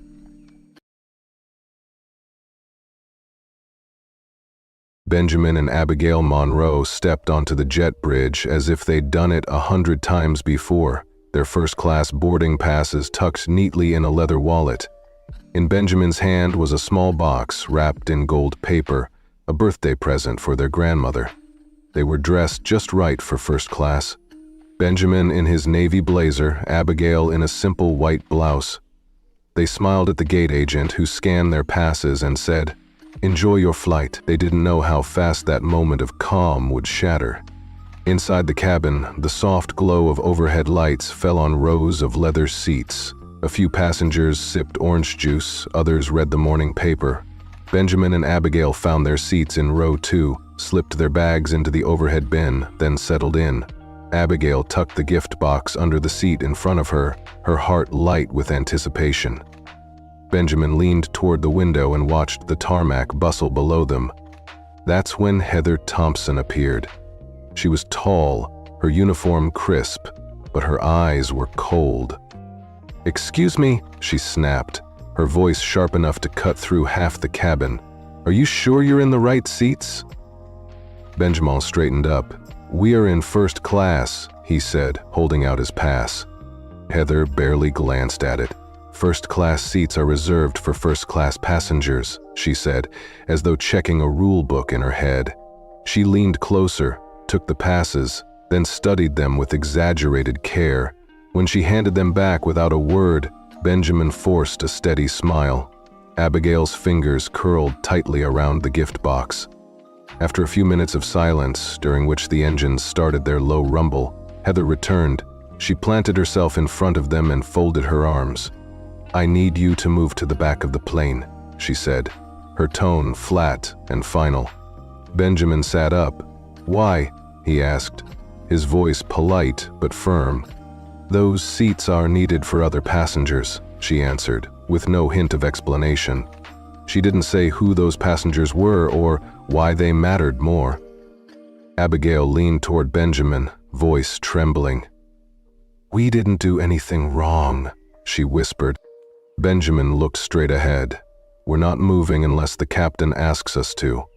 His words were simple, but they carried the weight of his family name, even though Heather didn't know it yet. Heather's jaw clenched. "Fine," she snapped. "I'll call security." Her voice rose, drawing stares from every seat. Abigail braced herself, eyes glistening with tears, but she stayed silent. She pulled her phone from her purse and began typing fast, her knuckles white. Benjamin watched her, his face tight with patience. Heather stormed down the aisle toward the cockpit phone, her heels clicking like a judge's gavel. Passengers turned to watch, some whispering, others staring in stunned silence. Heather's cheeks were flushed as she picked up the handset. "Captain, I have 2 passengers refusing to move. I need ground security here, now." A pause, then a deep, calm voice filled the cabin. "This is Richard Monroe." Heather froze. The entire first-class cabin held its breath. "Would you like to repeat that?" Heather's hand trembled on the phone. The Monroe siblings are refusing to comply, sir." "I see," Richard's voice replied quietly. "Can you explain why you're singling them out?" Around Benjamin and Abigail, eyes shifted, some with confusion, others with a growing respect. Heather swallowed, her bravado gone. In that moment, the airport noise, the overhead bins clicking shut, even Abigail's silent tears felt far away. All that mattered was the name Benjamin and Abigail bore, and the power it carried. And suddenly, Heather realized the mistake she'd made. She lowered the handset, her face pale, as the full weight of her actions settled on her shoulders. Benjamin sat back in his seat, his arms relaxed this time. Abigail leaned against him, her breathing steadier. All around them, the cabin was charged with a new energy, quiet admiration for 2 young passengers who refused to be humiliated, and the unmistakable fear that comes when you find out exactly who you've wronged. Heather Thompson stood rigid against the galley storage compartment, her knuckles white as she gripped its edge. She could still hear Richard Monroe's calm voice echoing through the intercom, low and measured but laced with authority. That was the same voice she had watched in a sterile training video once, a distant face in a corporate orientation. Now it was real. It shook her to the core. She tried to steady her breathing, but each inhalation felt hot and ragged. She glanced toward the front of the cabin, where Benjamin Monroe and Abigail Monroe sat side by side. Their eyes met hers for a fleeting second, calm but unyielding. In that moment, she knew she was cornered, judged not just as a flight attendant, but as someone whose worst assumptions had just come back to haunt her. The hush in first class was suffocating. Every passenger was waiting for the next move. Some pretended to scroll through their phones, but leaned forward as if straining to catch the slightest whisper. Others looked directly at Heather with that mix of pity and satisfaction that only comes when you see someone powerful brought low. She had spent 12 years building her reputation, 12 years of logging flight hours, collecting commendations, earning promotions, and never once having to explain herself. And here, on a plane full of strangers, every step she'd climbed felt like it was collapsing beneath her. She pressed her back against the cool compartment door and tried to summon confidence. Instead, she felt the cold sweat bead on her neck. Her mind raced through the moment she had demanded Benjamin and Abigail move. At the time, she had convinced herself it was protocol.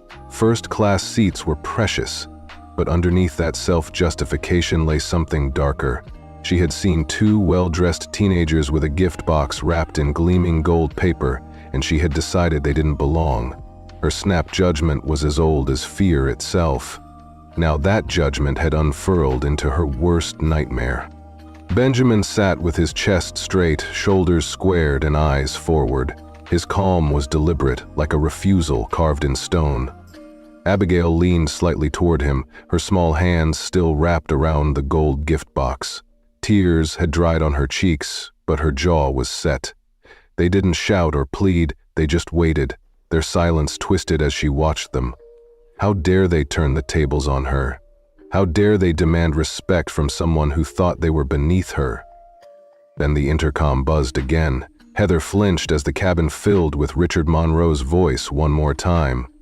"This is Richard Monroe. Until further notice, this flight is delayed. All ground operations have been contacted. The crew member responsible for the incident is to be immediately removed from active duty."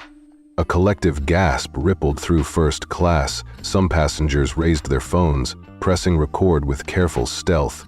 Heather felt her knees go weak. She didn't need to look around to see the disbelief and the pity in every pair of eyes. A young steward took the phone from her trembling hand and turned toward Heather.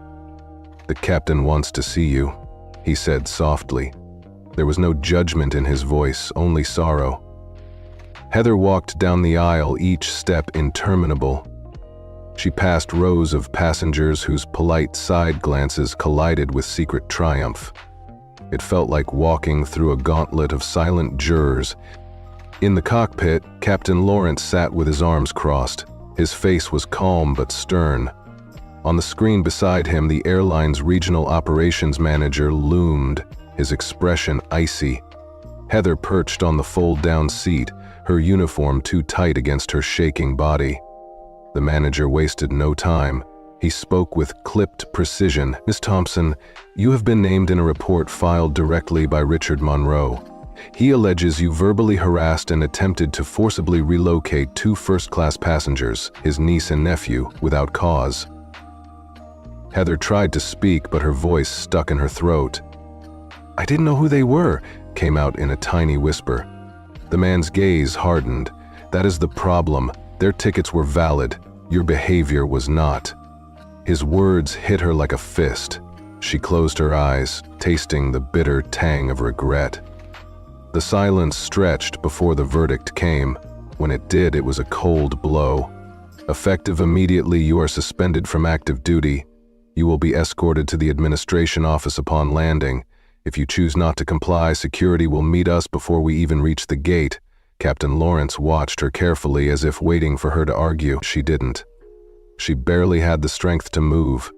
Heather stumbled out of the cockpit. Her shoulders slumped and her face drained of color.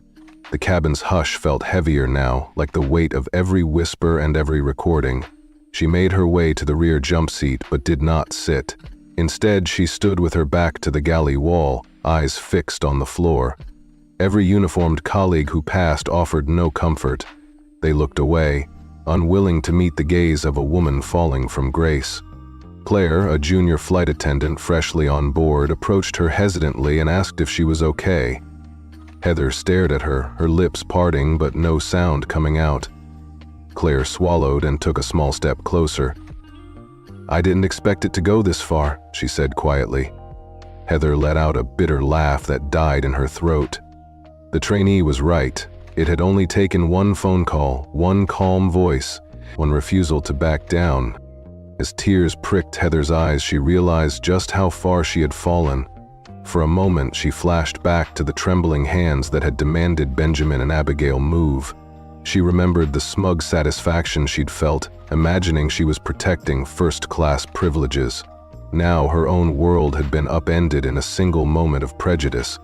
From the front of the plane, Captain Lawrence's voice drifted through the speakers again.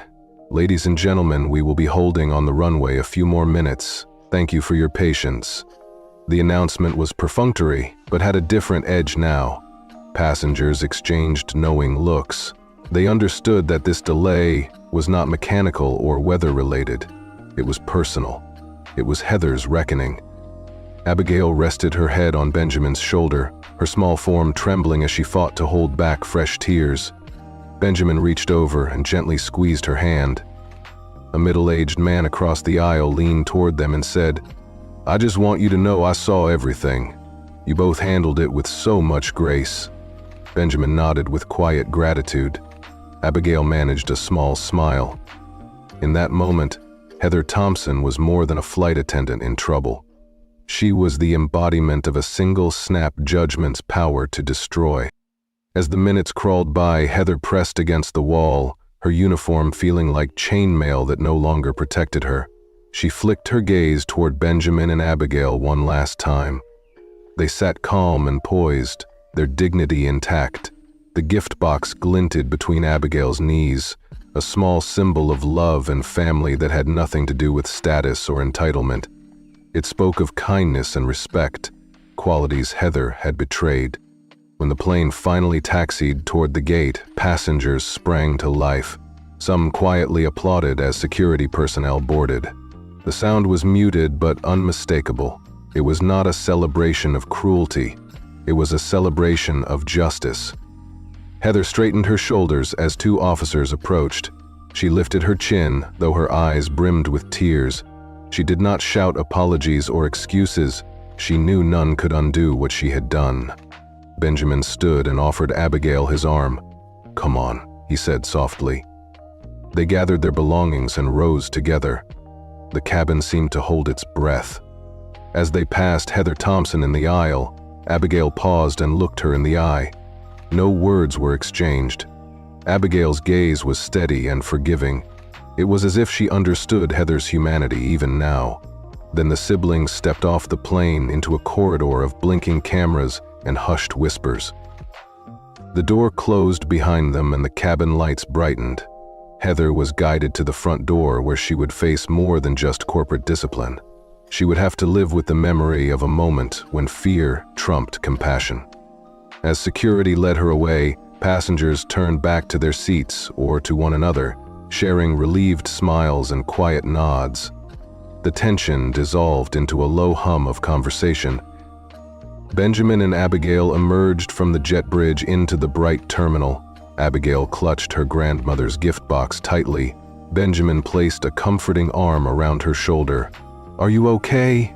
he asked gently. Abigail nodded and blinked back tears. "We did it," she whispered. "We made them listen." He smiled down at her, pride shining in his eyes. In the end, the siblings had not raised their voices or created a scene. They simply held their ground and let the truth speak. Their quiet courage had unleashed Heather Thompson's fall, and for everyone who witnessed it, that silent victory felt like justice served in the purest form. A powerful reminder that respect is never given lightly, but must be earned through kindness and humility. Abigail Monroe rested her head on Benjamin's shoulder, her voice barely above a whisper. "I just wanted to fly," she said, wiping away the last of her tears. "I was excited. I've never been in first class before." Benjamin shifted so her back was supported by the seat, his hand sliding across the armrest toward her. "I know," he said softly. "You didn't do anything wrong." He sounded calm, but inside his chest, his heart pounded like a drum. The memory of Heather Thompson's cruel command, "Move to the back," still reverberated in his mind. They had done nothing but sit quietly clutching a small gold-wrapped gift box, yet they'd been treated like trespassers. Across the aisle, a woman in a tweed jacket with silver hair tucked neatly behind her ears leaned forward. Her kind eyes glistened with empathy. "I saw the whole thing," she said, voice gentle. "You two didn't deserve that, and she knew it even before your uncle spoke." Abigail offered her a grateful smile. "Thank you," she replied, voice trembling. The woman nodded. "I've flown with this airline for more than 20 years. That voice you heard over the intercom isn't just some rich executive. He's the reason this company exists. He built it from the ground up." Benjamin's chest tightened. He already knew his uncle Richard Monroe's power was enormous, but hearing it reinforced the scale of Heather's mistake. In the cramped galley at the rear of the cabin, Heather Thompson pressed her back against the wall, her eyes unfocused. 12 years with the airline, overnight red-eye flights through storms, managing medical emergencies at 30,000 feet, calming panicked passengers.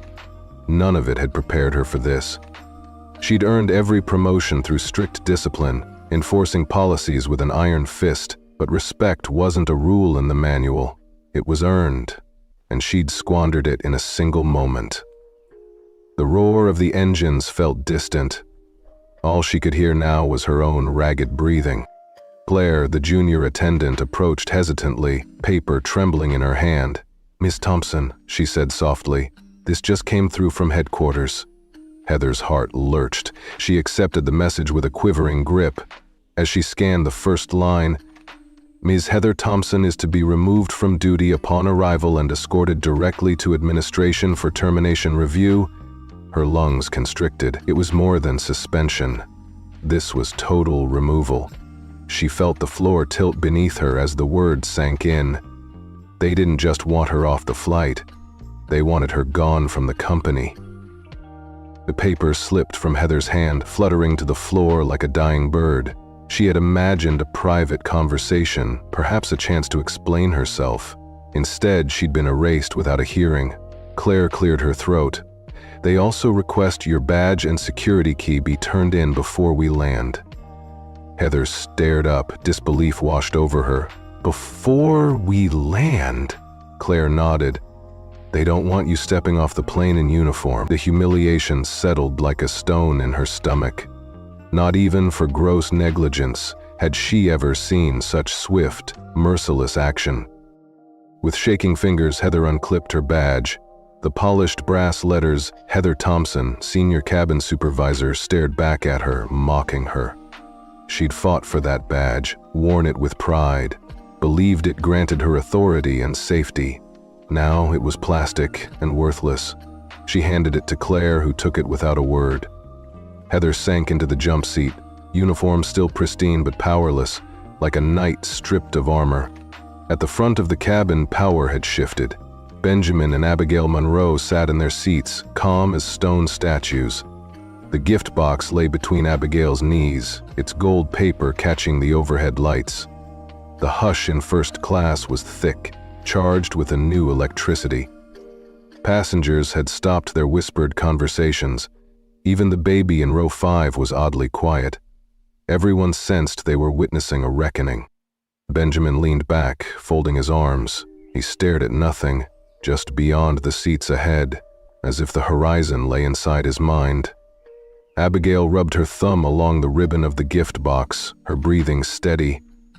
They didn't smile or flirt with the camera. They did nothing. Their silent resolve was their victory. It had been easy because their strength came not from aggression but from dignity and the knowledge that their uncle would not tolerate injustice against his family. Claire re-emerged from the galley, moving with a different air. She approached Benjamin and Abigail, offering them water and cookies with a tentative smile. "Can I get you anything before we take off?" she asked, voice polite but hushed. Abigail shook her head, her lips curving in a small, appreciative smile. Benjamin simply nodded. Claire gave them a respectful glance and stepped away, her posture softer than before. The crew knew exactly who deserved respect now. Heather sat in the back, watching Claire move through the aisle.